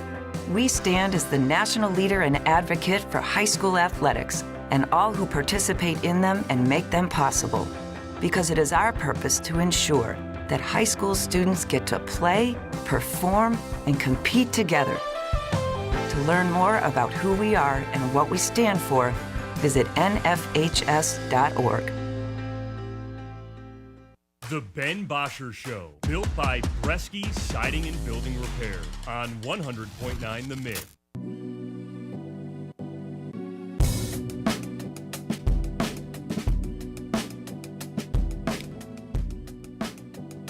Welcome back in. Pistons destroy the Knicks last night. Destroy, throttle, smash, whatever adjective you want to use. That's what they did to the Knicks last night to reclaim, not even reclaim, but just reestablish themselves as that favorite in the Eastern Conference. Although the Knicks are still the betting favorite, which I don't really understand that one. I think that's just simply heavy betting favorite too. New York market. It's got to be that. Yes, but also it is just one regular season game out of 82. Like, they're not going to adjust it that much. I mean, they punked them. I thought the same thing, especially because the Pistons punked the Knicks and the Cavs in 2 days, and the Cavs were the second betting favorite 2 days ago. I don't understand the Cavs one. Why they're still so high in the betting favorites. That team's a mess. They're fourth now, so I mean, I think fourth is the right spot for them. I'm not taking Orlando or Philly over them. So are the Pistons third or second? Pistons are third. It goes Knicks, Celtics, Pistons, with the Celtics and Pistons essentially having the same odds. Knicks at plus 260. And what are the Pistons? Plus 430 for Boston, plus 440 for Detroit. I think that they should be viewed as the team to beat, especially if they go to make a move, because we've talked about this. They're bottom 5 in three-point percentage, three-point attempts, three-point makes. If they go make the move that you and I both kind of want to happen, and the move that seems the most realistic right now in the Michael Porter Jr. move, I don't know why I would pick anybody against this team that's lights out defensively and then brings a lights out shooter to the field, because as much as we love the Tobias Harris good vibes, he's not shooting the ball well from outside. Course. I will say, though, to be the 1 seed in the Eastern Conference, Pistons are minus odds, which makes sense, of course. Minus 135, Knicks are plus 230. So I just want home field. Sense. Yeah. Home court. Right. I also want to be the third team in franchise history to win 60 games. That hasn't happened very often. There's not a ton of regular season dominance with the Detroit Pistons. Are they on pace right now? They are. 27-9? Yeah. Yeah, I believe they are. Some quick math, but yeah, I do think if they add one of these guys at the deadline and add some shooting to this team, because you saw it last night with Duncan. I mean, the way he spaces the floor, people close out so fast on him, and he's still able to just rip it in their face. If they have two of those guys, and Michael Porter Jr. is certainly one of them, I am all in on picking the Pistons to win the Eastern Conference. I feel like I'd do that right now. And obviously, a lot can change from now until April, but I think that would affect the odds heavily, though. If Michael Porter Jr. became a Piston. Yes.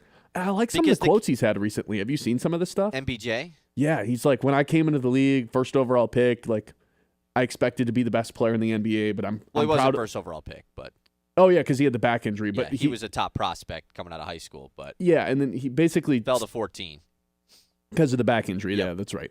Basically said, yeah, I expected to be the best player in the NBA, but I'm proud of the role that I've carved out for myself.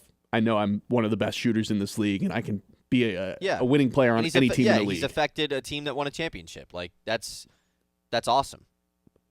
I think he could do the exact same thing. Because realistically, he comes in, he'd be in a bigger role. What? He'd be the third or fourth best player on this team, just like he was in Denver? But he would absolutely be the second scorer on this team, which that's more important to him. He'd be the second best scorer on this team. You're probably no right. doubt. I mean, he's averaging 26 a game right now. Yeah, and what? That probably, if he were to join the teams, that probably goes down to, I was going to say 18, 19. Nah, he'd average 20. I mean, he averaged 18, 19 on Denver. He did? With Jokic and Murray. Okay, then he probably does average 20 plus. Duran's numbers might take a hit a little bit. Really, it's probably just everyone else's floor spacing. I think the Pistons' offensive numbers just go up, though. I don't think other guys really take much of a hit offensively. Maybe Asar's not shooting as much, but I think Asar would benefit the most from him being out there. Their scoring numbers just go up, I think Asar's numbers would actually maybe go up because of the spacing that would be around him.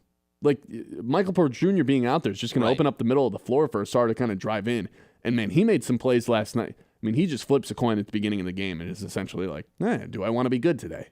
Yesterday, he was really good. Yeah. He gets into the paint and the way he can elevate, if he gets to within like 6 feet from the basket, he elevates and his shot just becomes basically unblockable. It's crazy.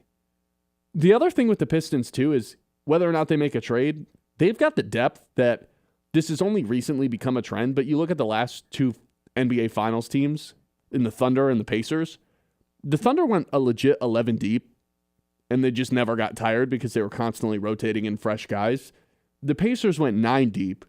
Typically in the playoffs, your rotation shrinks to like 7 or 8 guys, maybe 9 in the first round, but the Pacers and Thunder went 9, 10, double-digit deep the entire length of the playoffs.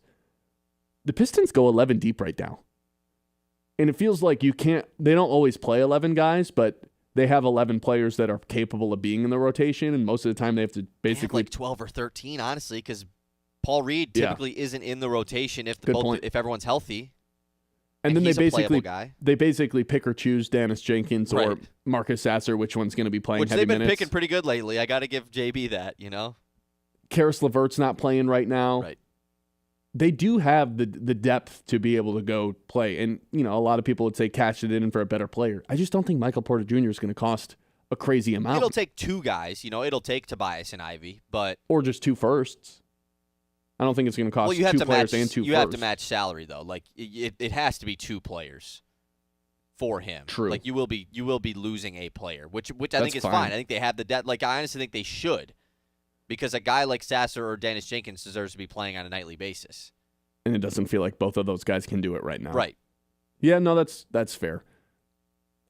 Are you willing to say that they're the team to be in the Eastern Conference, though? Because I think after last night, not to overreact to a regular season game, I think I'm there. And I think I was there before last night, but last night was almost a confirmation that made me feel a little bit better about saying it out loud. I think so.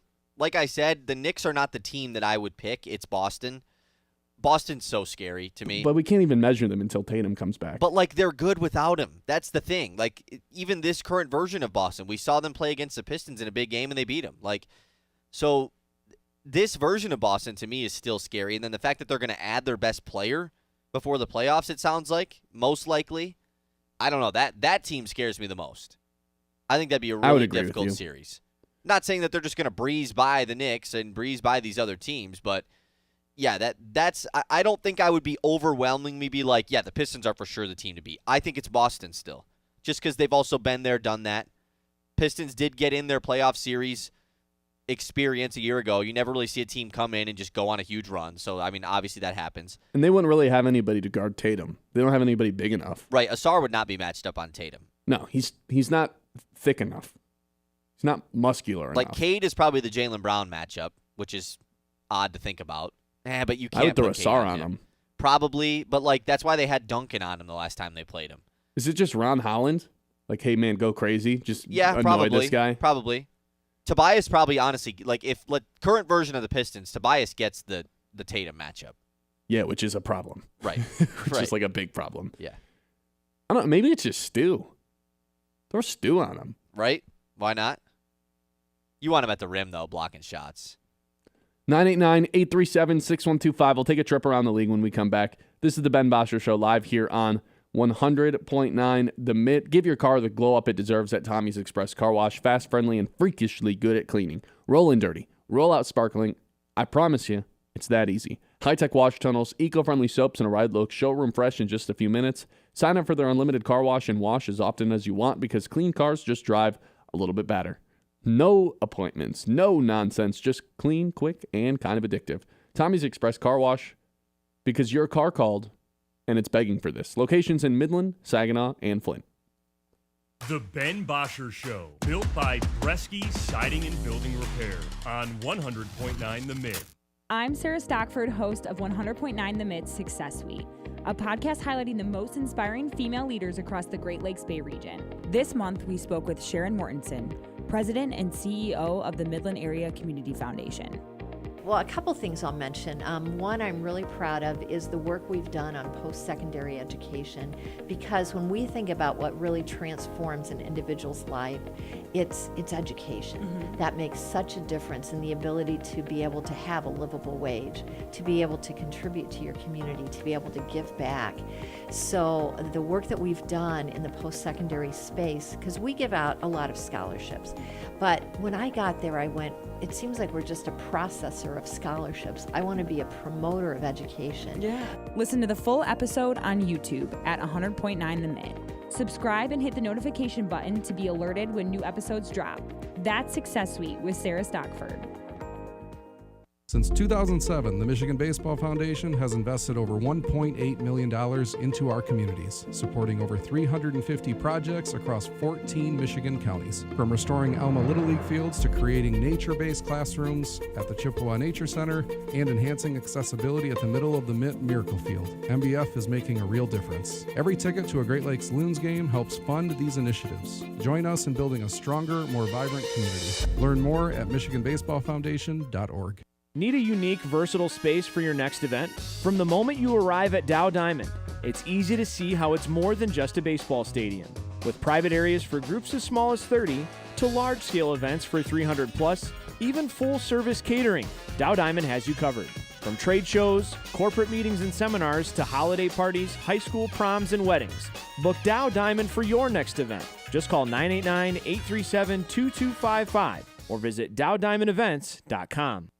I'm Ben Bosscher, and here's what I think. I think if the Pistons trade for Michael Porter Jr., they are winning the Eastern Conference. I think just because the Lions missed the playoffs this season doesn't mean there's any need for big-time changes when it comes to the regime of Brad Holmes, Dan Campbell, and Jared Goff for that matter.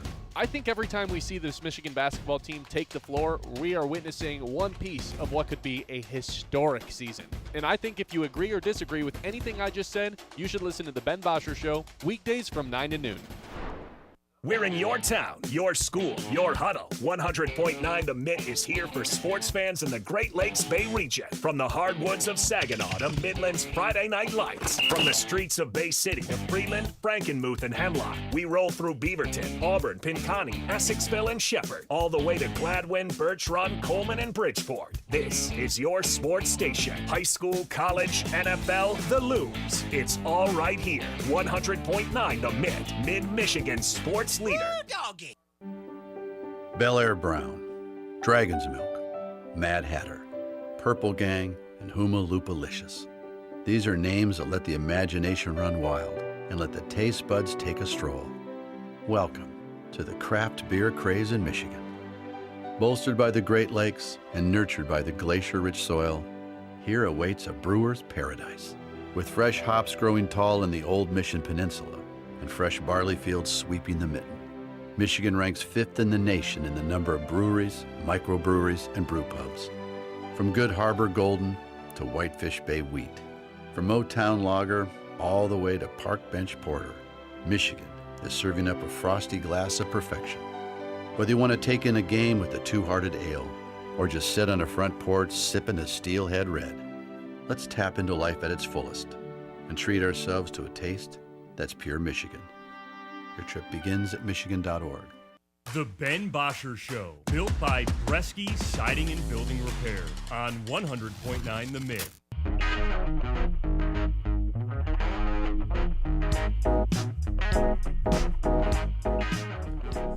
All right, welcome back in, everybody. Ben Bosscher Show with you as always. Let's take a trip around the league. It's time to zoom out and go around the league. Okay, here we go. AFC playoff matchups, playoff bracket, playoff winner. I think the AFC is a little bit more fun to do the bracket for than the NFC this year, because I think I mean I've made it pretty clear. I think the Rams are just the team to beat in the NFC. When it comes to the AFC, I think there's about 5 teams that I wouldn't be totally shocked if they won the conference. Yeah. How many teams? I also just don't know. Like, I truly don't think the AFC can win the Super Bowl. That's the hard part with all of this, right? like, we can talk about all these teams can win the conference. How many of them can win the whole thing? I think once you get there, you can just win it. Right, but I'm saying how many can you see actually doing it? Like, that's the weird part for me. It's probably just the Bills. And they have never even been there. I don't know. The AFC is so weird to me. I think I've given up on just trying to, like, figure out who's legit, who's not. Of the 7 teams, how many would totally shock you that they were in the Super Bowl? Because I really think there's only 2. The Steelers would absolutely shock me if they were there. I agree with you there. And then probably the Chargers, just based off of how they would have to get there. I would agree. But also, like, I don't think it would totally shock me if the Chargers were there, honestly. Well, Jim Harbaugh, Justin Herbert, like, what an awesome quarterback coaching duo. Defense rocks. They have this hot young candidate that's going to be a head coach. Like, no, you're right. All that stuff makes sense. Their offensive line is just, I don't know if I can get behind it. Yeah. But if they beat the Patriots, all of a sudden they're playing the Broncos, and if they win that game, they're in the AFC Championship. Like, I don't know. I'm not all that scared of the Broncos right now. Right. Let's get into our playoff matchups. Broncos with the bye. First game we'll go to is, let's go to the Saturday night game. Steelers in Houston taking on the Texans. The Texans are 3-point favorites. The thing about the Steelers is, as much as I'm not going to pick them, they are getting DK Metcalf back. Right. They looked pretty good against the Ravens. Marcus Valdes-Scantling. Yeah, they're not going to be throwing screens to Marcus Valdes-Scantling. They're getting DK Metcalf back. TJ Watt was playing pretty, he just is doing the TJ Watt stuff, the timely interceptions, the timely plays. And Aaron Rodgers has kind of looked good for the last couple of weeks. He looked pretty good against the Lions. He looked good on Sunday night against the Ravens in the second half, in the fourth quarter at least. Yeah. And they just find ways to win these stupid games. I don't think it's sustainable against the best teams in the league, but I just don't love the matchup for them. That's my only thing. Like, if they were playing against the Bills or I don't know. This matchup is not fun. Every time they've played a good defense, their offense just does nothing. I mean, it's been a consistent thing for them all season. Even against the Browns 2 weeks ago, they didn't score a touchdown.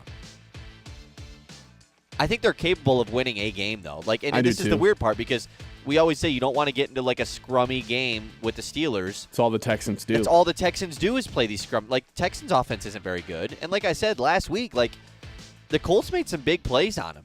You bring DK Metcalf back, the Steelers have a chance to do the same thing. Mm-hmm. As much as they like to get the ball out of Rodgers' hands quickly. Because we think this is probably going to be the lowest scoring game of the weekend, right? Ooh, that's a good question. I would imagine so. This game screams. Well, I told you they have the odds for lowest scoring game. Who is it? Is this team this one is the favorite by far. You're right. Yeah, this has 16-13, 21-17 written all over it. I think the Steelers, I don't know what I'm going to pick as far as spread picks go. I think the Steelers could cover, but I'm going to take Houston to win. I think I'm going to take Houston to win, too. Just because that's a team that we've talked about. I'm confident in them to go to the Super Bowl as well. So I think their defense is awesome, but how confident are we that they can score 25 on the Steelers? I don't know. And if it's going to be a one-possession game, the Steelers just have that voodoo magic. How confident am I the Steelers are going to score 10?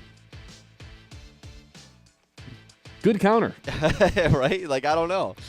I'll take the Texans as well. Okay, me too. I think this might be the best game of the whole weekend. Jaguars at Bills gets the 1 o'clock slate on Sunday. Oh, no, this is... Yeah, it's the one. Yeah. Oh, I screwed that up. The Steelers-Texans is Monday night. Oh, that's right, yeah. Jaguars-Bills is 1 o'clock on Sunday. Buffalo's favored by 1.5, even though they're going on the road here. It's really just, if you're going to make the argument for Josh Allen and the Bills to win this thing, it's strictly they have the best player in this series, or in this game. They have the best player in the NFL, in the playoffs at least. They have the rushing leader. They should be, but again, nobody really rushes on the Jaguars. I think the Jaguars are just the overall better team. And I'm afraid of betting against Josh Allen. Don't get me wrong. I don't want to feel stupid. This is if you bet on the Jaguars and you lose, you feel dumb kind of game. I like the Jaguars here to win this game, though. I'm taking the Jags. Yeah, I mean, the Bills have made the playoffs now 1, 2, 3, 4, 5, 6, 7 years in a row. Haven't lost in the wild card since that first year in 2019.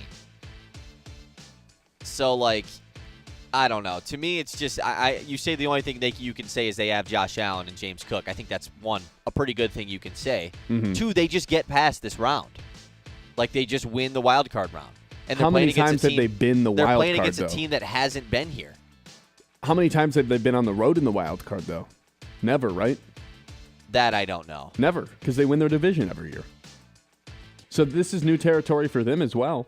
Going on the road in round 1. Not that Jacksonville has some crazy home field advantage, but they have this relentlessness about them to where they just they don't really care. They just want to punch you in the face. Right. And they've been doing it to teams for 8 straight weeks. I don't know if there's a team that's more hot right now entering the playoffs in Jacksonville, and I feel like that matters. You want to be playing your best football this time of the month or this time of the year. And that right now, that team to me is the Jacksonville Jaguars. But also, as far as, I don't think home field advantage, Jacksonville has to be the worst home field advantage team in this group, right? In the AFC? Yeah. Yeah, probably. Right? I don't think this is anything we have to be like, no, Chargers. We're going to New England. They don't have it. Yeah, never mind. We're going to New England to play at Gillette. That's not fun. We're going to Pittsburgh. That's not fun. But, going to Jacksonville, I don't know. It's warm weather. Their fans are, let's be honest, they don't have, this humongous fan base. So, I don't know. Give me the Bills. That's all I'm saying. Chargers, Patriots. You laid it out. Chargers have a great coach. I think an elite tier quarterback who's the fact that this team got into the playoffs with their offensive line, both of their superstar tackles out. Says a lot. Says a lot about their quarterback. Really good defense, strong run game, going up against who I believe is the MVP of this season in Drake May. I don't know if anybody's played quarterback better than him. A defensive unit that's really good against the run. They're all right against the pass. Really good at keeping teams out of the red zone, but once they're there, the Patriots tend to allow teams to score 7 instead of 3. I think this game being in Gillette is kind of the swing, is kind of the determining factor for me. If this thing was outside or indoors in warm weather, whatever, I'd feel a lot better about Justin Herbert and his broken hand. The fact that this game's in the cold makes me a little bit concerned for that. But I don't know. I think I'm just going to hold pat that the Chargers can't win playoff games with that offensive line. But it's not like the Patriots have this incredible pass rush. I think that sentence was too long. It should have ended that the Chargers can't win playoff games. This is a cursed franchise at the end of the day. Yeah. We do have to keep that in mind.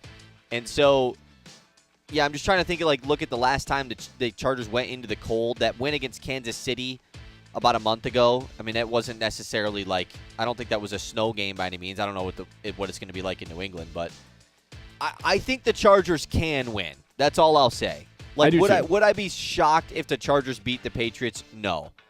I don't think I'm going to pick it, though. Give me New England.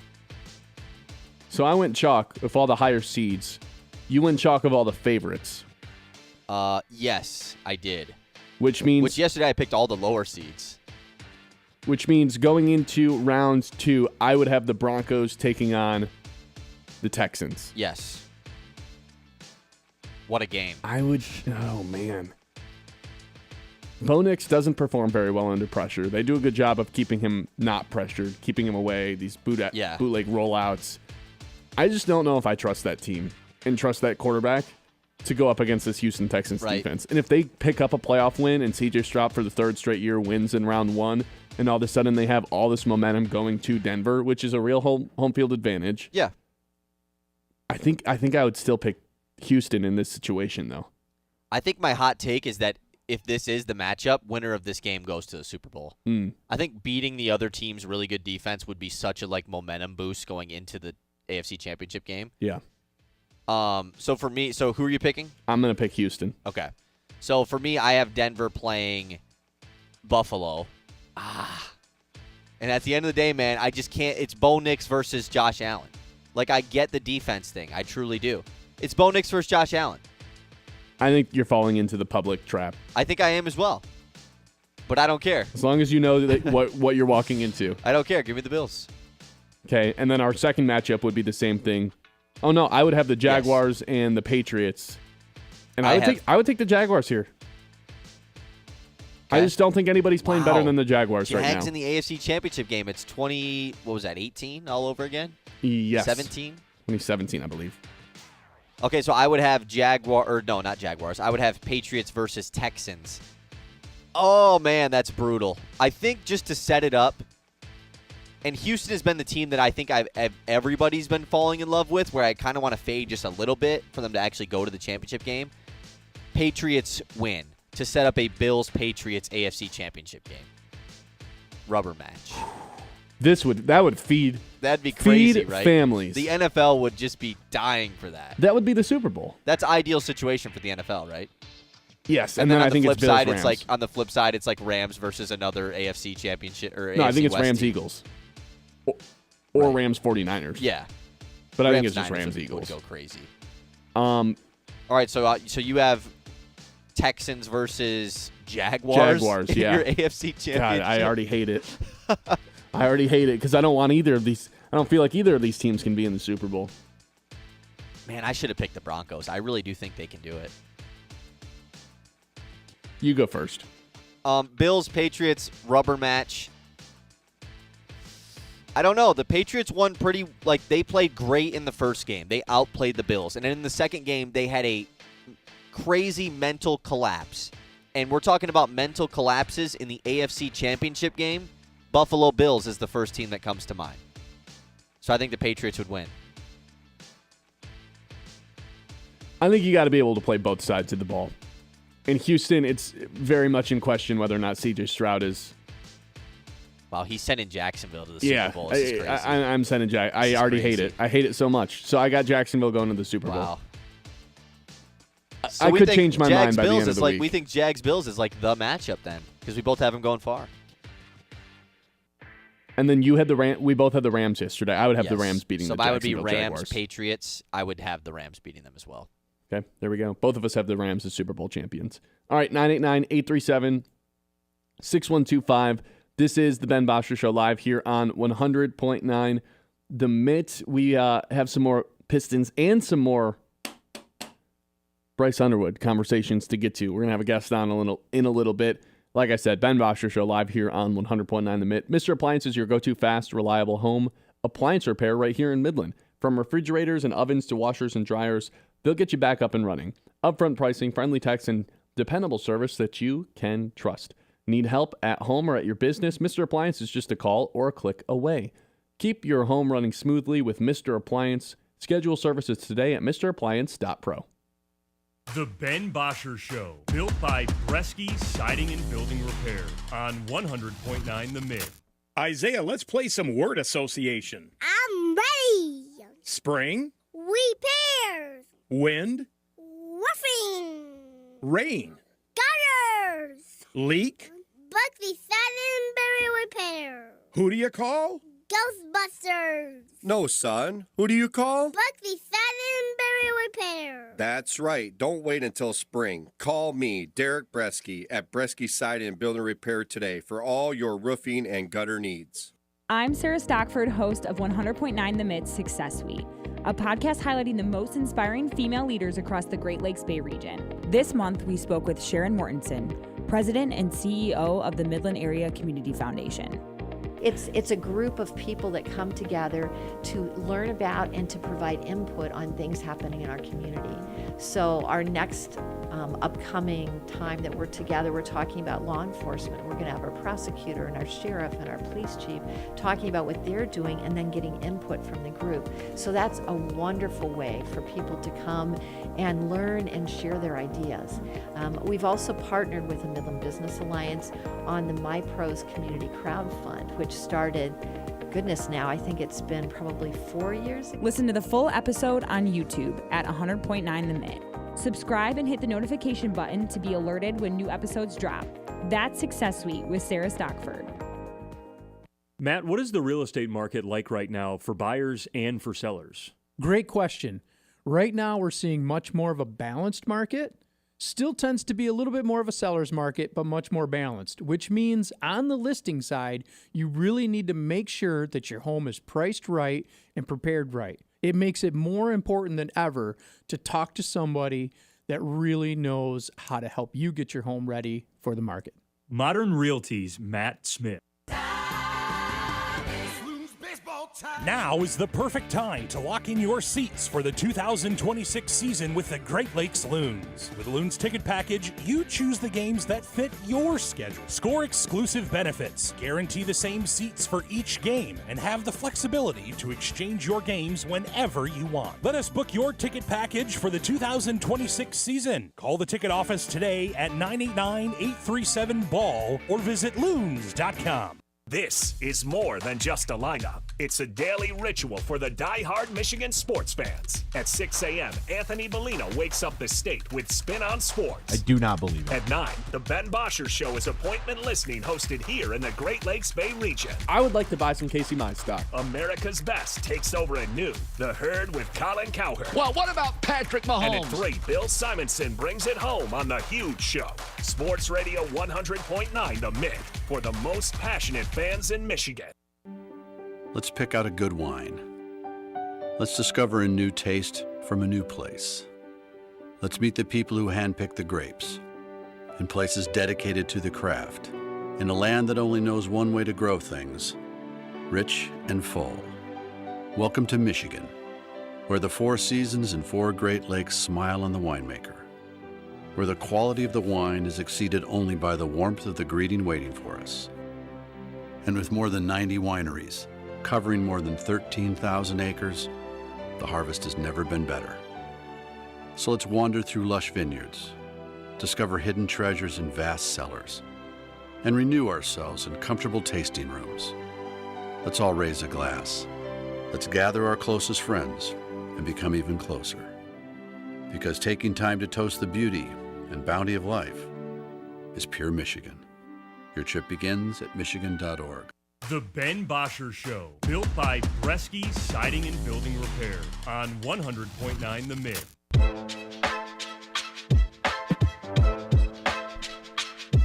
All right, let's wrap up our Tuesday Tower here because we didn't get to finish that and we just went through our AFC playoff matchup, so figured let's just jump right back into this. I had the first tier is the Rams, just labeled elite. The second tier is no visible weakness, the Eagles and the Jaguars. And then I had the Super Bowl contenders, Bills, Patriots, Seahawks. That's where I'm at with it. I think those 3 teams, those 5 teams really that I just named, I wouldn't be totally shocked if they won the Super Bowl.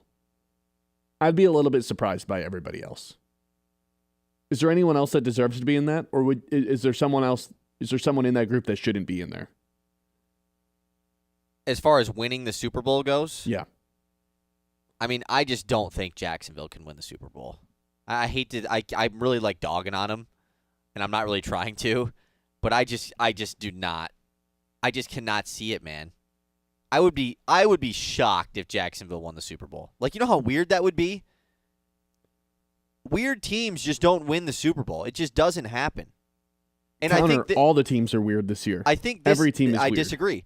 I think that this is the year for a weird team to make the Super Bowl, which even that doesn't really happen, but it does from time to time. Usually it doesn't, though. But usually there's perennial favorites, and that's just in the AFC specifically. I don't really know who those teams are supposed to be. I don't feel any better or worse about Jacksonville than Buffalo, than New England, than Denver. Right. They're all in the same group to me. It's just Buffalo, and they're clearly not the best team in the AFC. You know, so that's what makes that side so weird. And that's why I've kind of continued to just say, like, I think the NFC just wins, assuming it's the Rams but I don't know, if Seattle went, it'd be like, if Seattle won the Super Bowl, it'd be so weird. There's no way Sam Darnold's winning a Super Bowl. It might just be Philly. I think the 49ers have a chance. Like, if the 49ers beat Philly, I think they have a really good shot to go, because that means they figured something out. Let's put it this way. How about this? If my first pick is the Rams, who would your second pick be? If we're trying to draft the Super Bowl winners. To win the Super Bowl? Yeah. Oh, man. Can I have this be like my 4th pick to show how large of a gap that there is? I would probably say the 49ers. To win the Super Bowl, they'd be your second pick. They've been there. Like, this is what I'm like. The team dead last in sacks, that team? I keep repeating this to you, Ben. How many weird teams that don't go, like, just randomly show up to the playoffs and go to the Super Bowl? It doesn't happen. I'll take Philly as my second Okay, team. that's fine. I mean, we have them. They play round 1, so it's like I think whoever wins that game has a really good chance to go. But look, we just took 3 NFC teams, all 3 NFC teams that have a history of going on deep playoff runs. So who would be your next team? Then I would probably bounce over to the AFC and pick Buffalo. I would take Jacksonville. And then I'd probably pick Seattle here. I would probably pick Seattle. I would take the Patriots. Yeah. And then I'd probably take Denver or Houston. I'd pick one of the two of them, and you'd probably take the other one. I mean, yeah, these are the teams on your tower, I would take the other so one. Yeah, unless you're taking the Steelers. I don't know. I just think that from a year-by-year basis, like maybe the Bengals was like the weird team that made the Super Bowl. For sure. But they had Joe Burrow. Like they have one of the top quarterbacks Jags in the have NFL. Trevor Lawrence. Ooh. Right. You know what I'm saying? Like it's just if you have an elite quarterback, you have a chance to go to the Super Bowl. If not, you have to have everything else that's elite around you. And the Jags do have that for sure.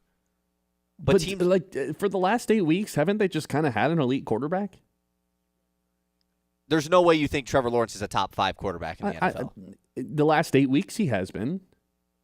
Like, but you have to take into consideration here. Like you're right. Like you typically have to have a top 5 guy, but there is no Mahomes this year. There is no Lamar Jackson this year.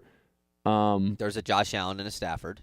There's a Josh Allen, Stafford, May. Those are clearly the top 3 quarterbacks in the playoffs to me. But man, if we're just talking about like who's been playing the best, I think Trevor Lawrence is probably the 3rd quarterback for me.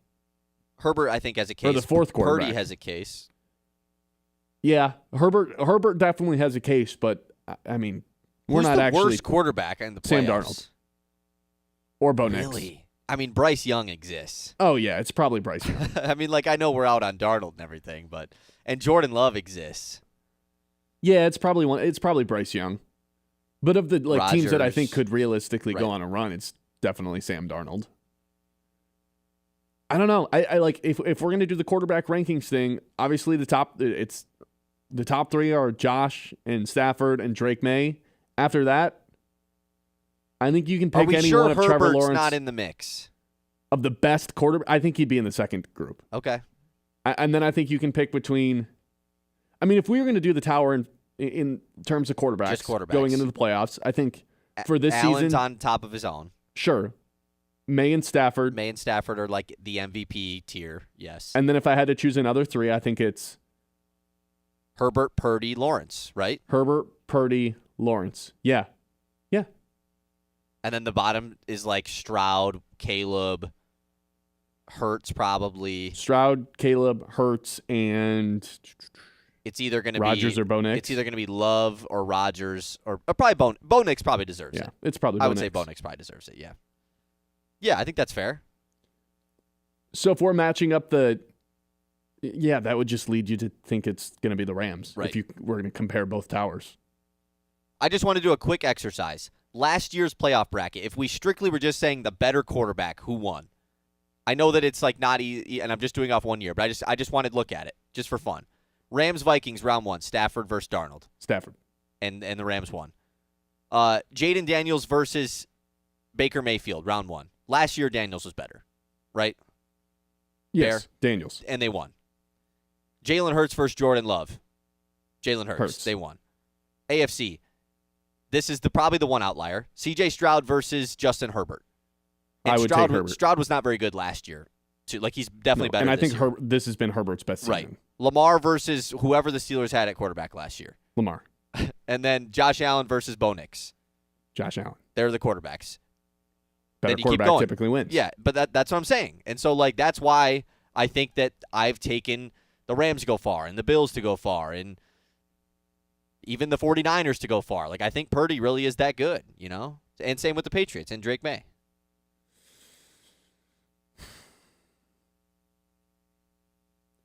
Can you do that when it's close, though? Obviously you can do it with Lamar.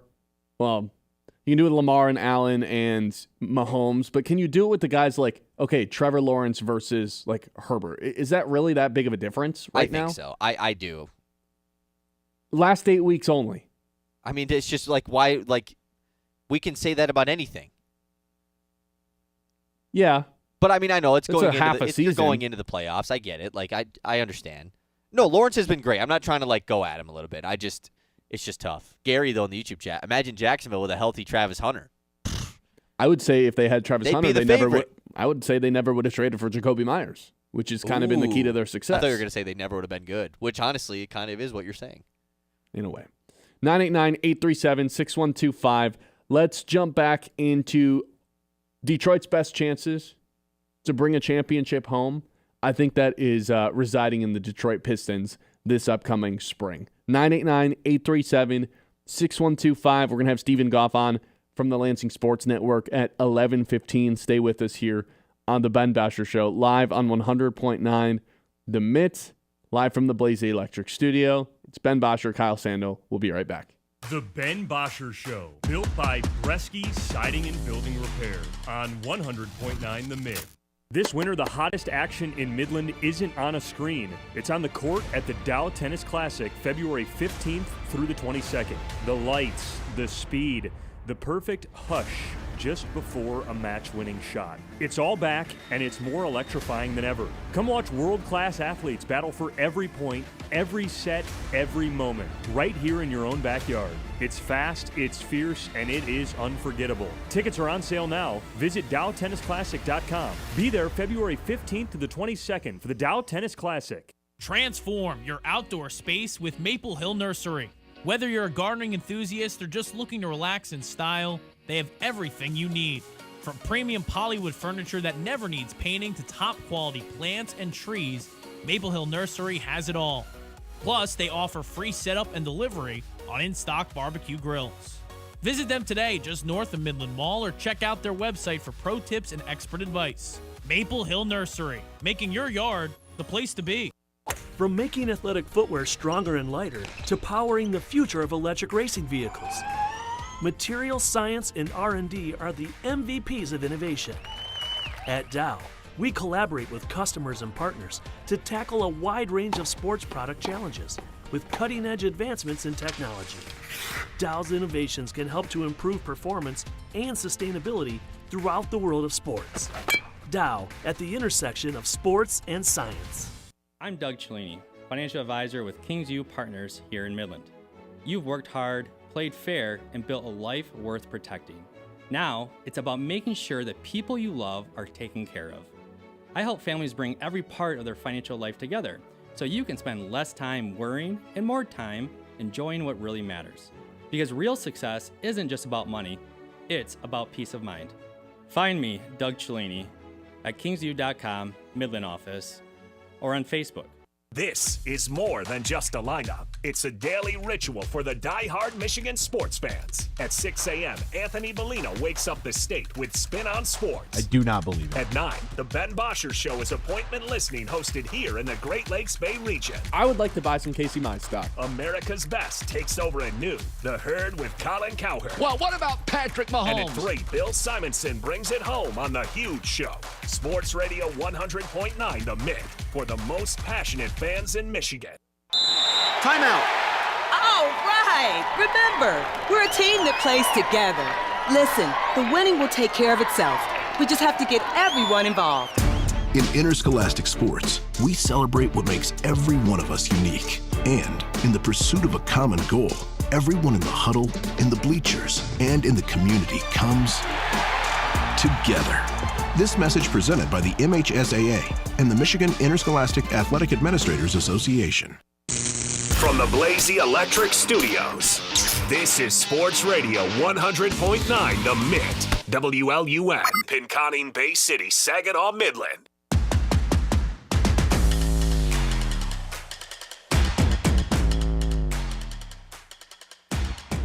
So with the Pistons beating the Knicks yesterday and them kind of reestablishing themselves as that top team in the Eastern Conference, even though betting odds still suggest that it's the New York Knicks. I think I'm at the point where, you know, obviously with what's happened with the Lions here, I still believe in them to bounce back. I still believe in the big picture with the Detroit Lions, but I kind of think the Pistons are the best chance to end the drought of the longest drought without a Detroit sports championship, which is obviously dating all the way back to 2008. The Red Wings are on top of the Eastern Conference right now. The Pistons are on top of the Eastern Conference right now. The Tigers, obviously, in World Series contention. Lions will bounce back. But I look around the Eastern Conference, and you've mentioned it, I've mentioned it. Yeah, the Celtics are, there's reason to be a little bit frightful of the Celtics if Jason Tatum comes back. But other than that, there's not really a team that I look at, I'm like, that's going to be a tough out. I mean, no team you're going to be able to walk right over, but it's not like I'm fearful and looking at any matchup like, I don't think we can beat them. Whereas in the NFL, the Lions, even though I think they're going to bounce back, there's just still a lot of great teams in the NFC. Mahomes will be back in the AFC. Like, there's just a lot of obstacles to overcome. The Red Wings, I mean, they got to be there for a little bit longer before I'm ready to talk about them as a NHL Stanley Cup playoff contender.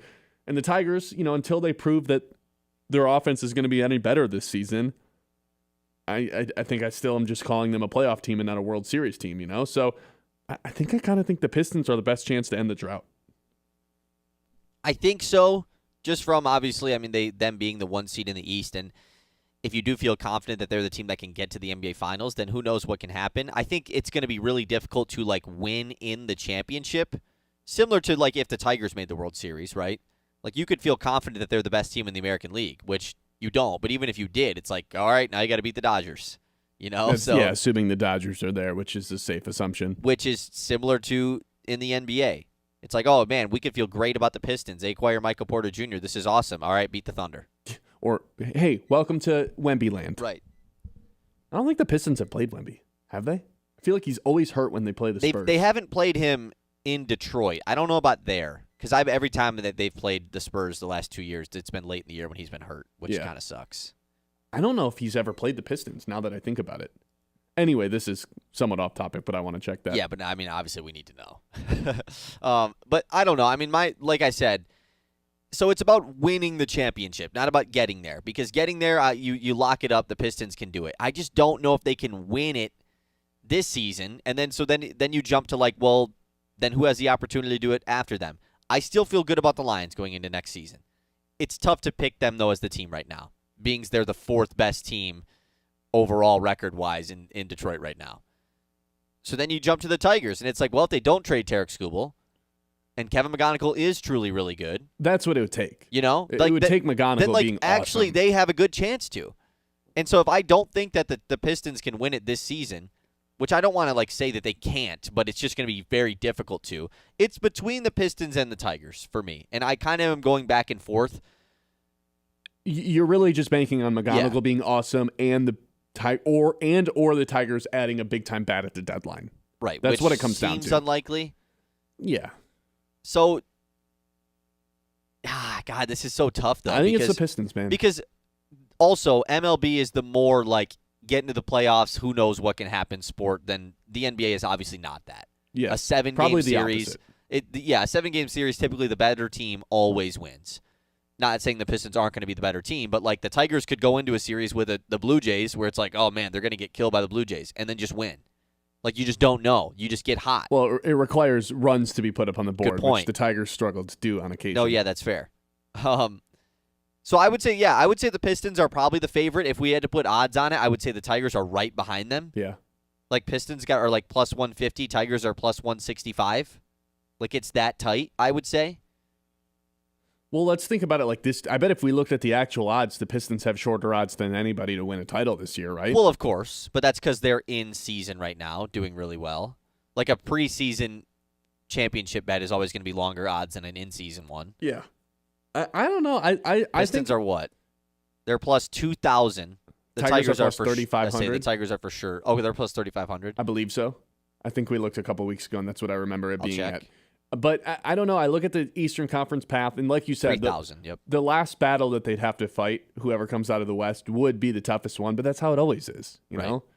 On occasion, it's the Eastern Conference or the West. It's usually the Western Conference Finals that ends up being the true NBA Finals. But I don't know. You get there, and nobody thought the Pacers could give the Thunder a run for their money by any means necessary. Man, the Red Wings are so far down the list to win the Stanley Cup. Yeah, I know. That's why I'm not really giving them too much props. Right? I mean, they deserve props for being in first place in the Eastern Conference, but they're 17th. Yeah. Plus 8,000. Wow. They're playing real well right now. Why can't I look at next year's Super Bowl odds? Come on.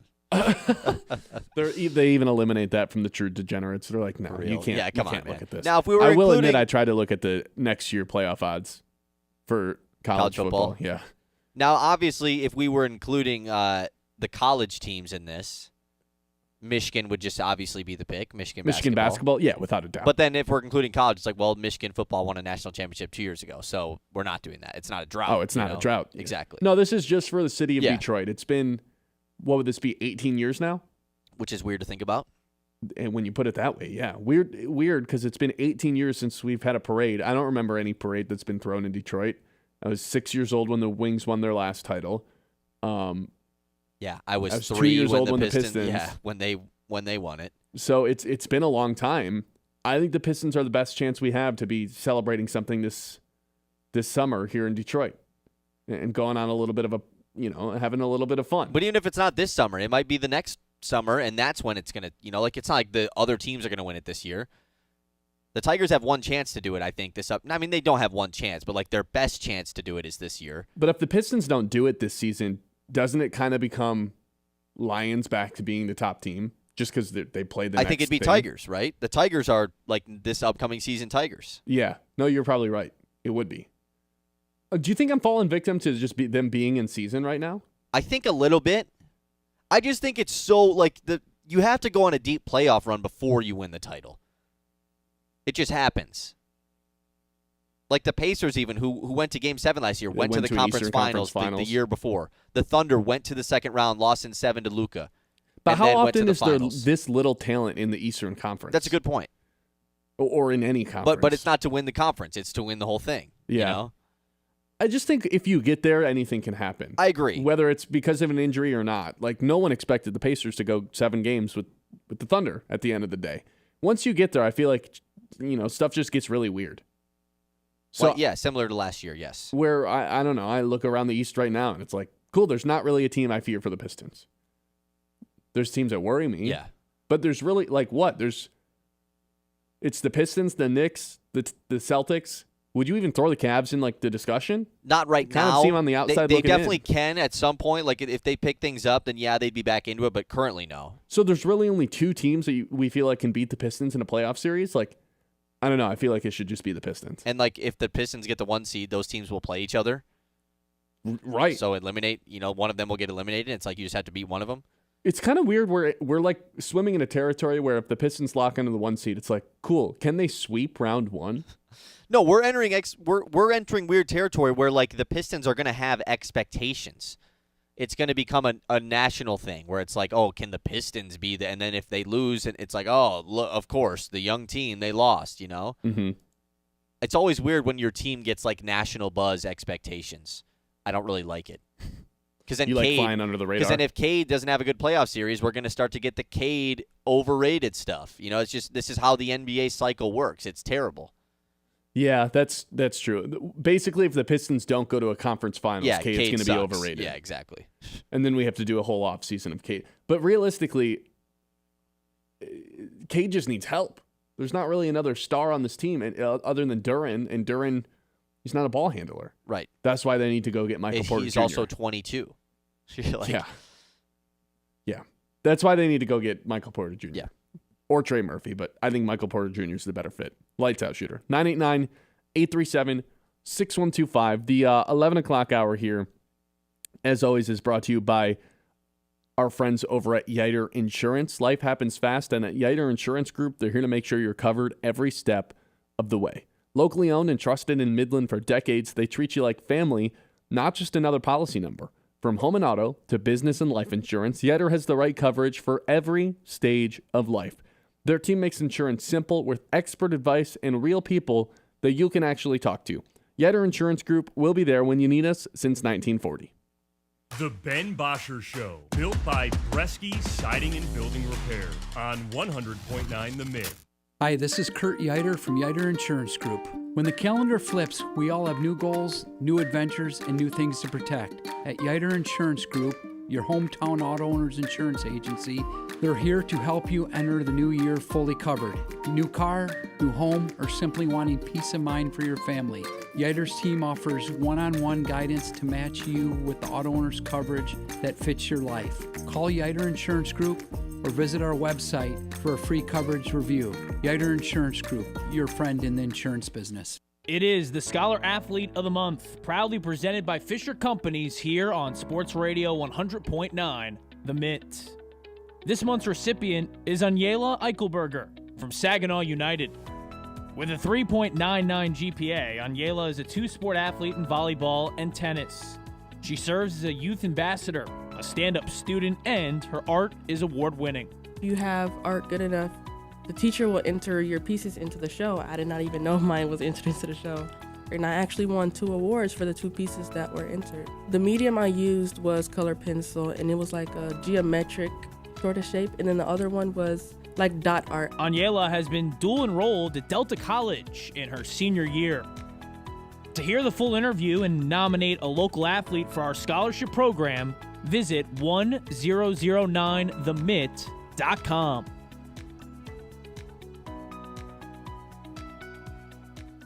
A beautiful yard increases both the value of your home and the quality of your life. Commercially, landscaping creates a positive impression of your professionalism and commitment to community, customers, and employees. Cervinsky Sod has been creating and maintaining outdoor spaces for 56 years. Whether your project is residential or commercial, the team at Cervinsky Sod Services will work with you to build and meet budgets and finish the job with top quality and in a timely manner. To get a quote, call 989-835-4810 or visit CervinskySodService.com. Hi, this is Jim Mahoney with Link Technologies. As a business owner, you might be struggling with today's technological advancements in the IT arena and how they could benefit your growing business. Let Link Technologies' talented staff work with you to develop a technology plan custom to your specific needs. We bring 27 years of experience helping businesses and nonprofit organizations just like yours achieve their technology goals. Contact us today and see how the right balance between cloud and on-premise resources can best work for you. He got it! That's 3 of them! The Great Lakes Bay Region's home for Spartans basketball. MSU's got the second of a 3-game home stretch. On Thursday, it's the Northwestern Wildcats trekking to the Breslin Center. Coverage starts at 6:30, presented by Weiss Equipment. Every MSU game all season long. It's so fun to hear people chanting. Right here on Sports Radio 100.9. The Mitt. The Mitt. This is more than just a lineup. It's a daily ritual for the die-hard Michigan sports fans. At 6 a.m., Anthony Bellino wakes up the state with Spin on Sports. I do not believe it. At 9, the Ben Bosscher Show is appointment listening hosted here in the Great Lakes Bay region. I would like to buy some Casey Mize stock. America's Best takes over at noon. The Herd with Colin Cowherd. Well, what about Patrick Mahomes? And at 3, Bill Simonson brings it home on The Huge Show. Sports Radio 100.9 The Mitt for the most passionate fans in Michigan. Scrolling? Make it count. Want local sports content that actually matters? Yeah. 100.9 The Mitt is loaded with local highlights, viral plays, breaking sports news, and takes you can't get enough of. It's hot! Follow us on Facebook, Instagram, TikTok, and YouTube today, and you'll never be out of the loop on the Lions, Tigers, Pistons, Red Wings, Michigan, Michigan State, and even the biggest stories in high school sports in the Great Lakes Bay region. 100.9 The Mitt, Mid-Michigan's sports leader. The Ben Bosscher Show, built by Bresky Siding and Building Repair on 100.9 The Mitt. Steve Goff, Lansing Sports Network, with us now. Michigan State bounces back after I don't want to call it an ugly loss, but a little bit was an ugly loss on the road against Nebraska. They bounced back in a dominant fashion last night against USC. I'll start here. Steven, do you feel better or worse about this Michigan State basketball team right now compared to how you felt maybe a week or so into the season? Oh, I much better. But I mean, honestly, I felt like from the beginning of the season they were locked in, and I think it's an interesting squad too, because I kind of felt like last year they had their first team, their second team, everything was lined up, and it was like, almost like watching a hockey team rotate one in, rotate one out. And you knew that everybody was confident in their roles. This year, they're still kind of feeling all that out. But I think the talent level is so deep that they can get away with that, and they can do it. And they can bounce back from an anomaly game like the one at Nebraska. Nebraska is going to give a lot of teams trouble. I'm going to tell you that right now. They are something else, that squad. But all in all, win number 750 last night for Tom Izzo.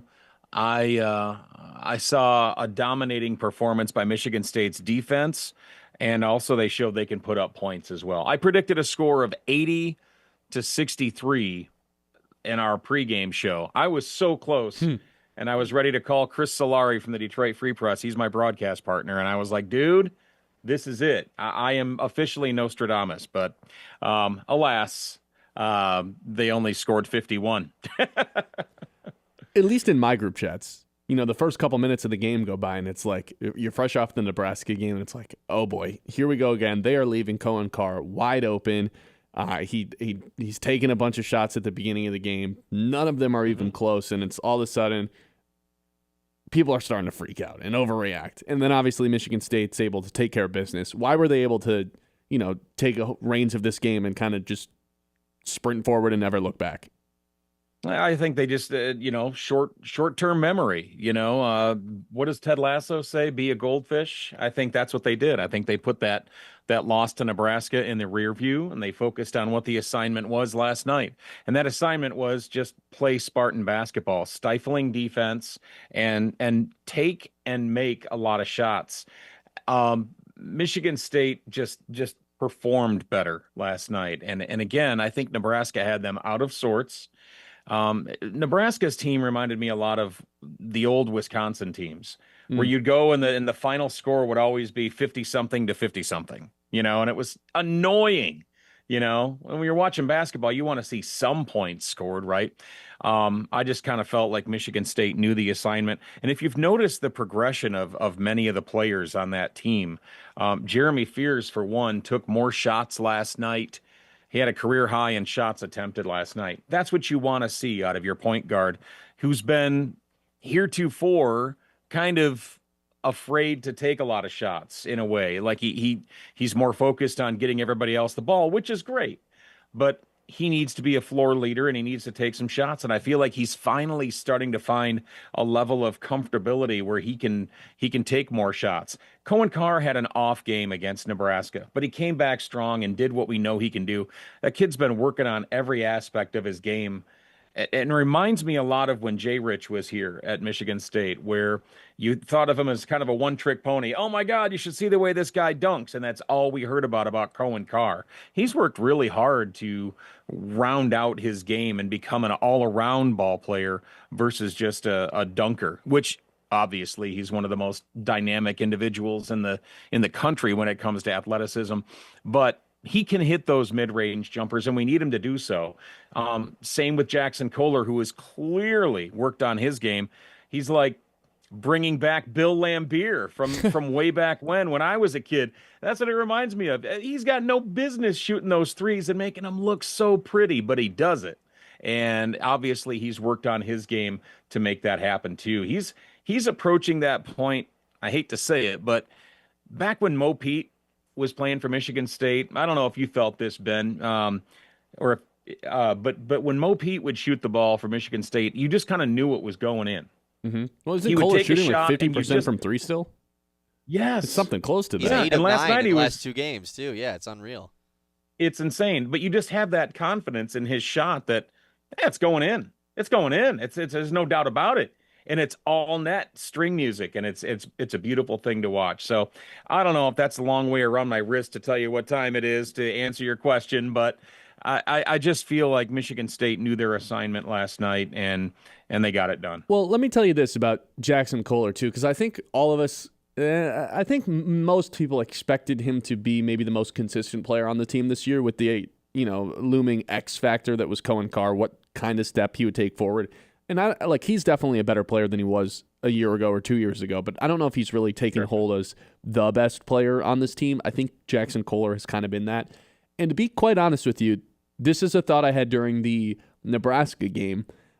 I just don't know. Like, look, I know Carson Cooper's gotten a lot better. I used to make fun of him a lot, but he is an impact player a lot more now than he was 2 years ago. Obviously, Colin Carr's got to be out there. I don't know if those guys can play together while also maximizing Jackson Kohler, because I think he works, like you said, he's making all his threes right now. But I love when they give him the ball 15 feet from the basket and he's allowed to just face up and go to work because he's got some of the best footwork you'll see in the Big Ten. The problem against Nebraska was they kept trying to do that. There's no spacing around him because there's not really anywhere. When Colin Carr and Carson Cooper are both out there with him, there's just a lack of floor spacing because Jeremy Fears isn't necessarily this lights-out three-point shooter too. So I'm almost a proponent of more Jackson Kohler at the 5, even though he's a little bit undersized for a big man. So you would bring Cooper off the bench? I just want to experiment it a little bit more because I know they need Cooper. He's just a good say rebounder. It, Ben. Okay, just fine. I'll say it. I would bring Cooper off the bench. Yeah, there you go. I kind of tend to agree with you on this. And God bless Coop. He's a fan favorite too. Everybody in Breslin Center loves it when Coop's on the floor. He's hard not to love. He's a hard worker, all-state soccer player. I mean, the guy's got a great story. I don't know if you realize, but growing up, they didn't have ESPN. They didn't have any of that stuff. He had a very strict upbringing where, lights out at 9 o'clock, whatever it is, like it's a much different area. And he didn't grow up playing basketball. Like he's not. So it's easy sometimes to forgive the hands made of something bricks. The opposite of softness, but bless his heart, he will occasionally come in there and jam one home and you're like, whoa, this is what we want, a presence down low. And he's big, so there should be a presence down there. And I feel like he's still kind of learning the game of basketball, and it's late in his career, obviously, but he works hard. I just think less time with the ball in his hands and maybe work on the defense and having a presence there. I don't know. It's hard to say, but more Jackson Kohler, dude. I am all in with your comment about that. Give me more. I love that, man. It does feel like to me we're still waiting for the Colin Carr take that one last step forward and be that true superstar that he's capable of being. And obviously, people are going to go right to, you got to be able to shoot the basketball. I don't even, obviously that would help too. I think it's the handle for me. If he can just develop a handle and you feel a little bit comfortable with him bringing the ball up the floor and stuff like that, which I think you're still a long ways away from that happening. But if that were to ever happen, that to me is when it becomes pretty scary in terms of what he could be in the Big Ten. When you look around and look at his overall game, have you seen the way he jumps on the floor to play defense? Have you seen him go after balls? The guy is, he's all in. He is an Izzo play. He has become, to me, a Tom Izzo ball player. He's all in. He is full throttle. He's going to dive for loose balls. He's going to get down and play defense and do all those things. He can dunk. He's not afraid to shoot. You've seen him jump out behind the three-point line if he hit one last night. He's not afraid to shoot. That's great. So these are all things that are rising. I would agree on the handle. He hasn't been asked to do that much.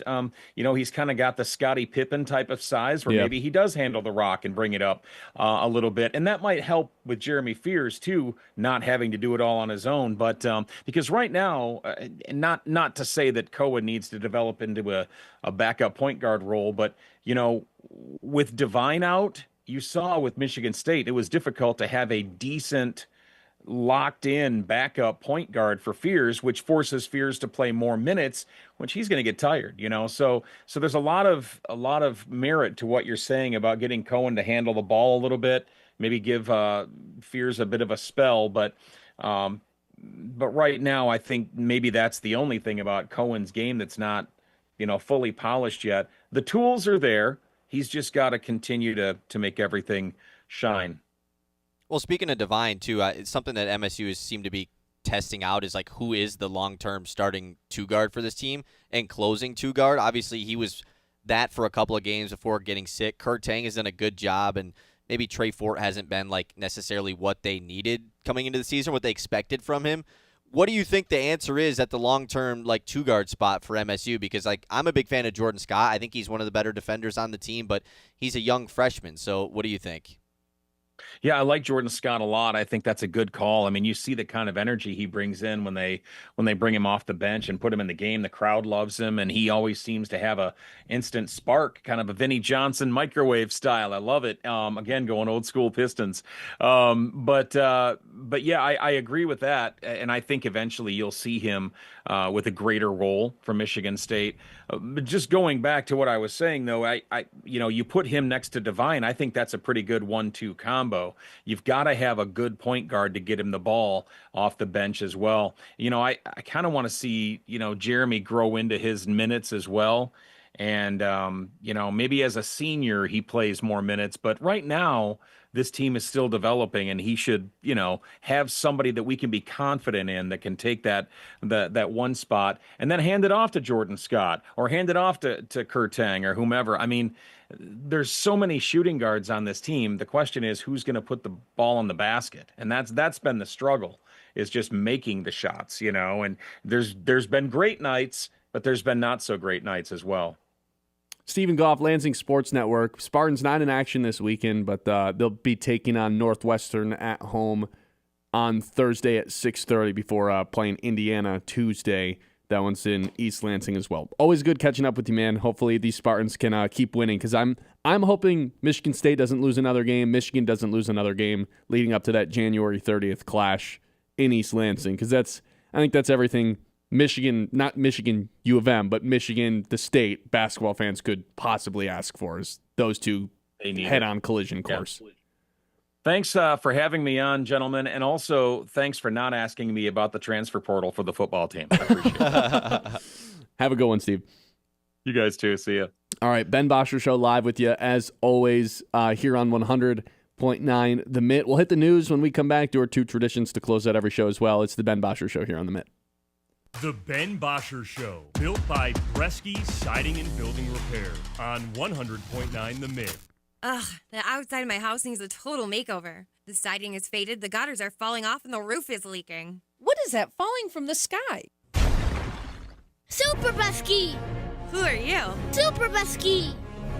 Excuse me? I'm here to tell you, Bresky Siding and Building Repair can fix your house in no time. All you have to do is call my dad, and your house will look as good as new.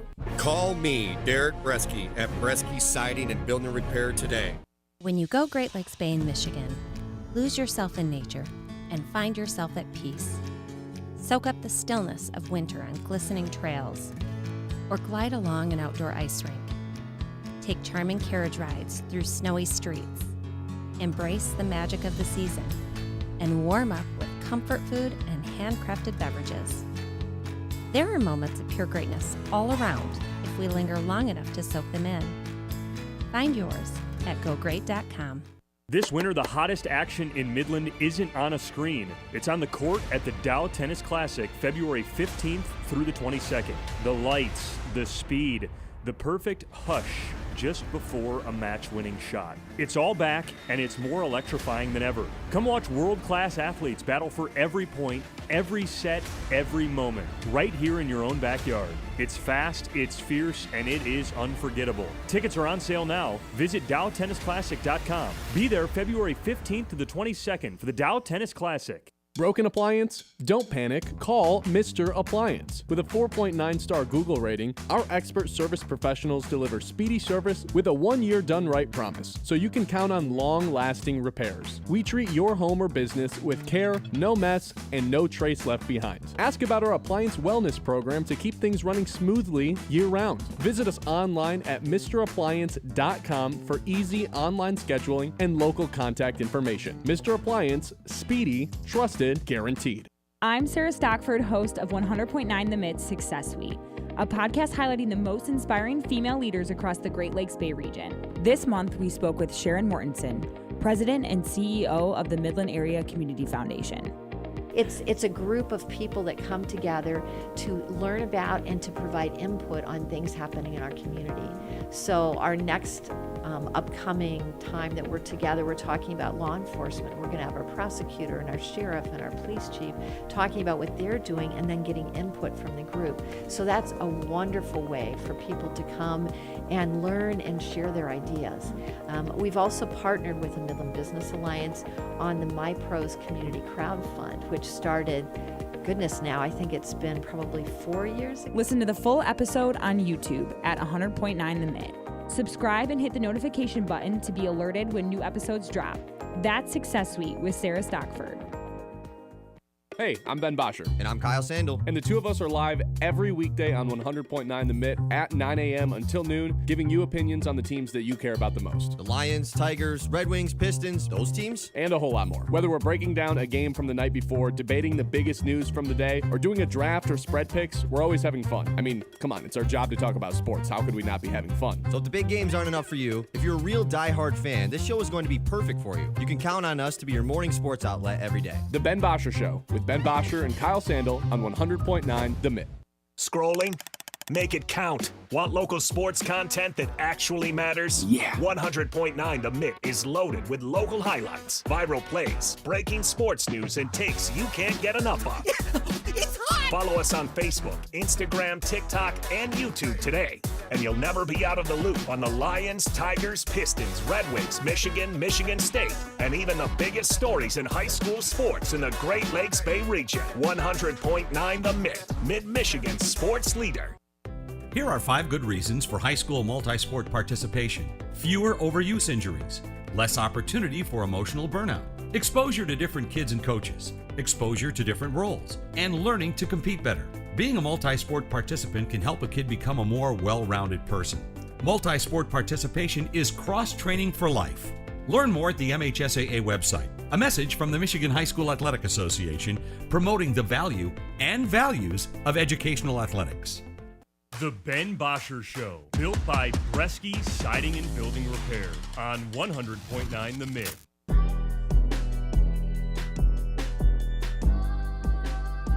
We did not get to this earlier. We're doing it right now. I hope everyone's having a good start to their Tuesday. Let's hit the news.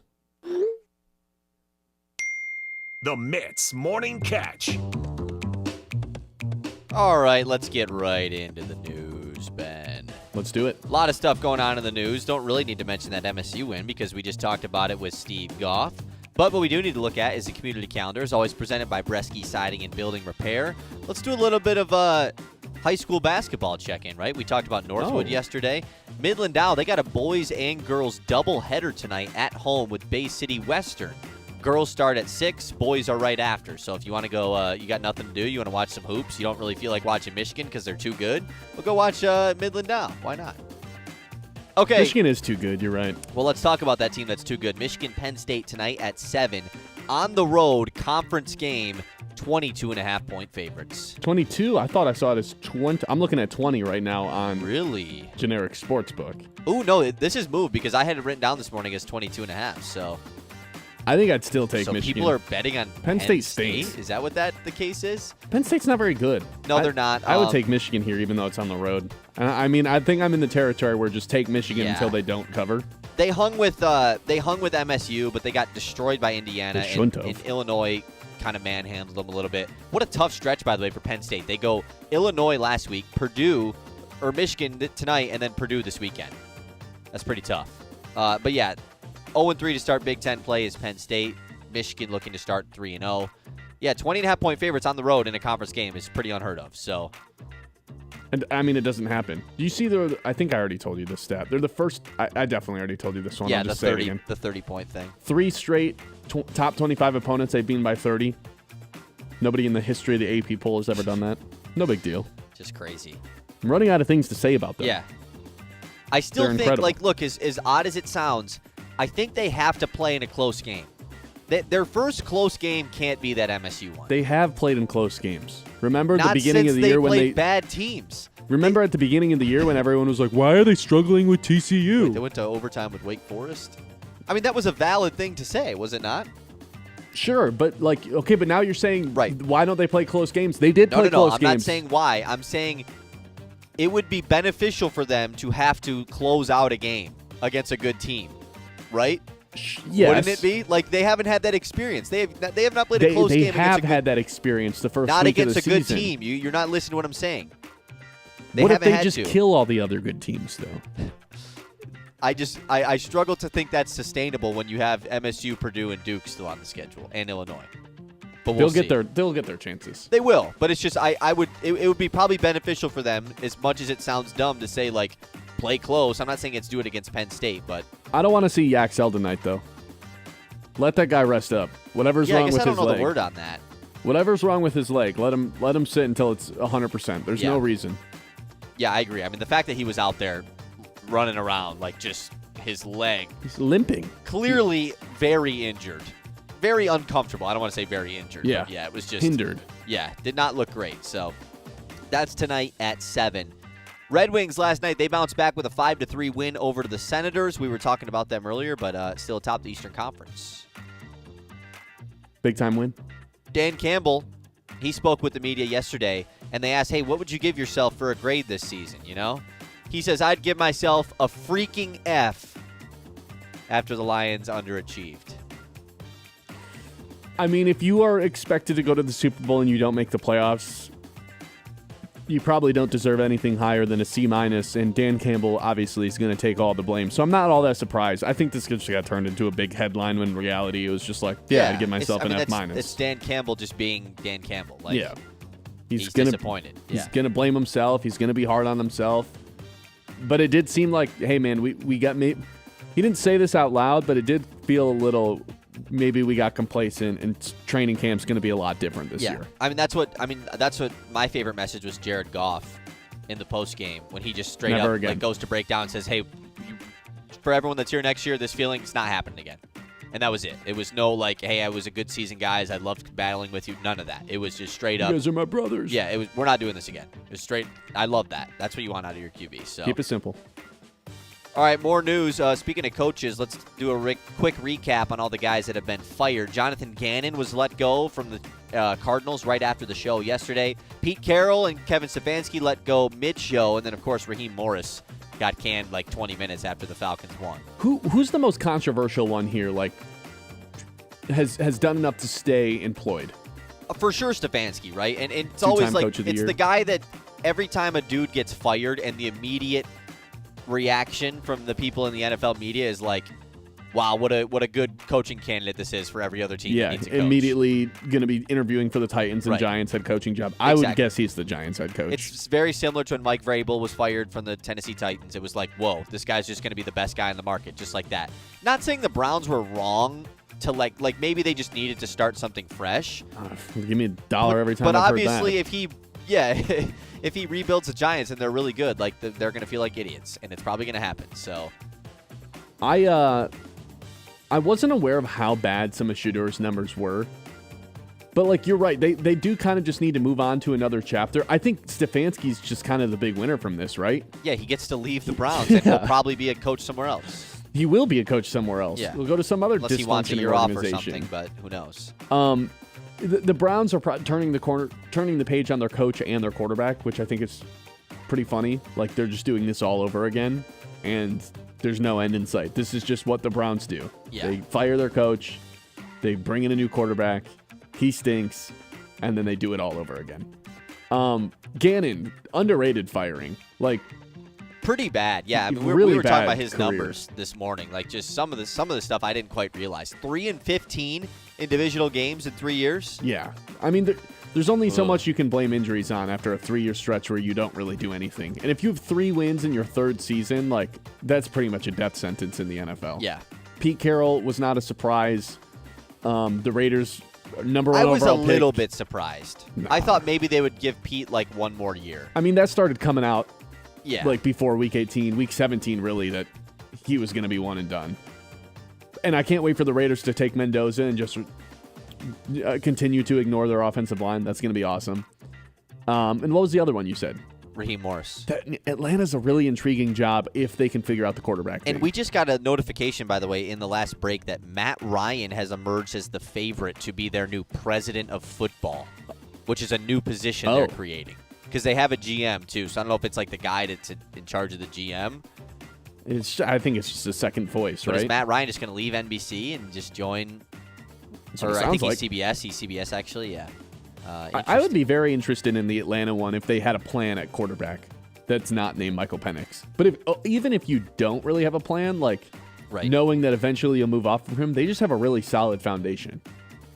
And then they do, but who's their quarterback? That's just the tough part. It's tough. You have everything else, which is nice, but the quarterback is the most important part. I think the Jets and the Giants jobs or the Jets isn't open, but I don't know. The Giants job seems a little bit.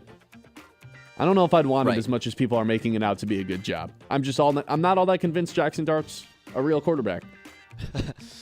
Yeah, he's a fake. He's an AI quarterback. He is an AI quarterback. All right, let's go back actually to the MSU game because there was something we forgot to bring up, and it was this odd interaction that happened towards the end of the game between Tom Izzo and ex-Spartan Paul Davis, who was sitting third row courtside, where in the middle of the game, the game gets stopped, and a fan with Jeffrey Anderson, who's the high knees ref, everybody knows him, he tries booting him out of the game, and Izzo's like, what's going on? And then Jeffrey Anderson walks over to him, tells him what's going on, and Izzo just starts yelling at him across the court. He says, what are you doing? What are you doing?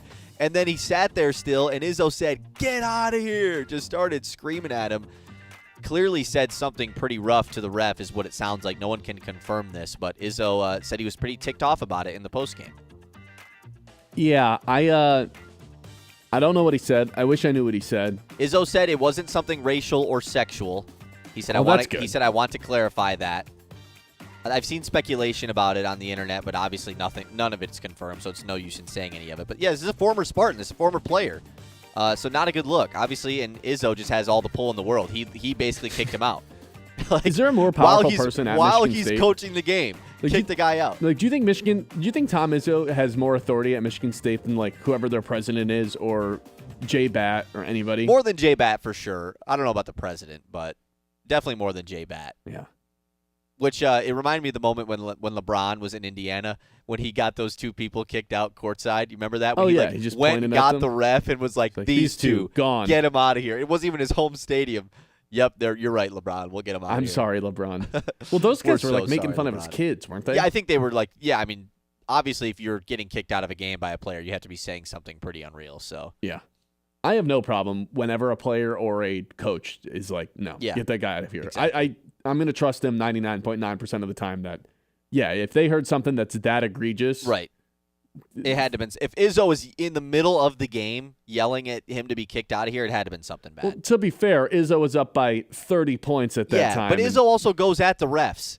So apparently was something said to the ref. So it had to have been something really crazy if Izzo was getting mad about it. Yeah, without a doubt.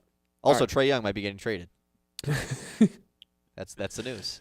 All right, 989-837-6125. This is the Ben Bosscher Show live here on 100.9 The Mitt. Don't go anywhere. Two traditions to close out every single show when we come back here on 100.9 The Mitt. The Ben Bosscher Show, built by Bresky Siding and Building Repair on 100.9 The Mitt.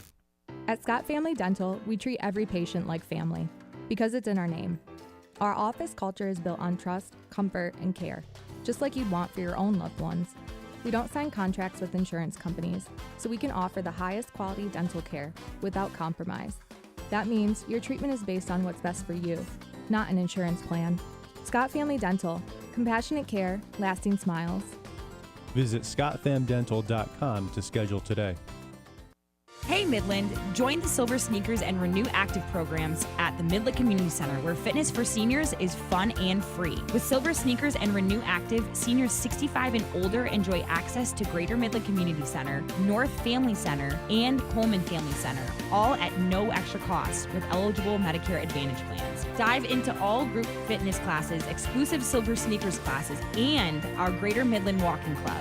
Get moving with Silver Sneakers and Renew Active at the Midland Community Center. The doctors at Midland Eye Care want you to know a comprehensive eye exam is the only way to protect and detect vision-related disease. It goes beyond improved vision from glasses or contact lenses. Many common eye diseases such as glaucoma, diabetic eye disease, and age-related macular degeneration often have no warning signs. A dilated eye exam is the only way to detect these diseases in their early stages. This message brought to you by Midland Eye Care, your vision source on Eastman Road in Midland, on Cedar and Gladwin, and now on East Washington in Freeland. Need a unique, versatile space for your next event?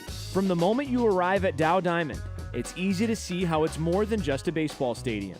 With private areas for groups as small as 30 to large-scale events for 300 plus, even full-service catering, Dow Diamond has you covered. From trade shows, corporate meetings and seminars to holiday parties, high school proms, and weddings, book Dow Diamond for your next event. Just call 989-837-2255 or visit dowdiamondevents.com. You want sports takes? You want local voices that own the mic? Yeah. We've got them. On Sports Radio 100.9 The Mitt. It kicks off at 6 a.m. with Anthony Bellino on Spin on Sports. Rise and shine. From 9 to noon, don't miss Michigan's newest sports show, The Ben Bosscher Show. Hey, remember that. At noon, you get America's smartest sports takes, The Herd with Colin Cowherd. I want Shador to play. And at 3, the one and only Bill Simonson and The Huge Show. This is where real fans stay locked in. 100.9 The Mitt. From the hometown heroes to the college legends to the pros on Sunday, 100.9 The Mitt is your home for wall-to-wall play-by-play coverage. High school football, basketball, and hockey. Region champions for the first time in school history. Michigan State football and basketball. Touchdown, MSU! The NFL, Thursday, Sunday, and Monday night primetime games. And don't think we forgot about your hometown team. The Great Lakes Loons. That ball's over and out of here. 100.9 The Mitt. High school sports don't just happen. There's a ton of work that goes into every single athletic event. And we have our school's athletic director to thank for a lot of it. Thank you. For scheduling officials, so I can always play the game I love. For ordering quality athletic equipment, so I can stay safe on the field. For mentoring my coaches, so they can be the best role models for me. For coordinating transportation, so I can get focused for the big game. For helping us develop character and learn lessons that will benefit us for the rest of our lives. Thank you to our AD for always creating a positive experience for us. We'll never forget it. From all of us at the NIAAA, thank you to every athletic administrator in Michigan for all you do to enrich the lives of your students. It does not go unnoticed.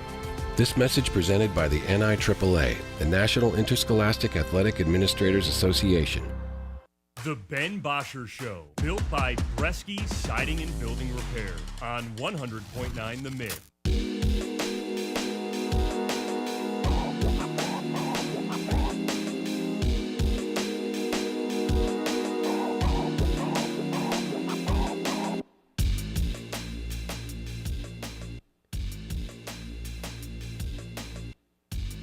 We've got two traditions to close out every show here on the Ben Bosscher Show. We've got about 8 minutes left together. The first tradition we have is none other than our Lock of the Day. Lock of the Day. You better lock it up. No, you lock it up. Lock it up. Lock it up. Lock it up. It's been a tough couple of days for the Lock of the Day to open up the month of January, hasn't it? Yeah. Yesterday, we bet on Cade to score 30, and this guy's got like 29 in the closing minutes of the third quarter. It's like awesome. He's going to lock the day's hit.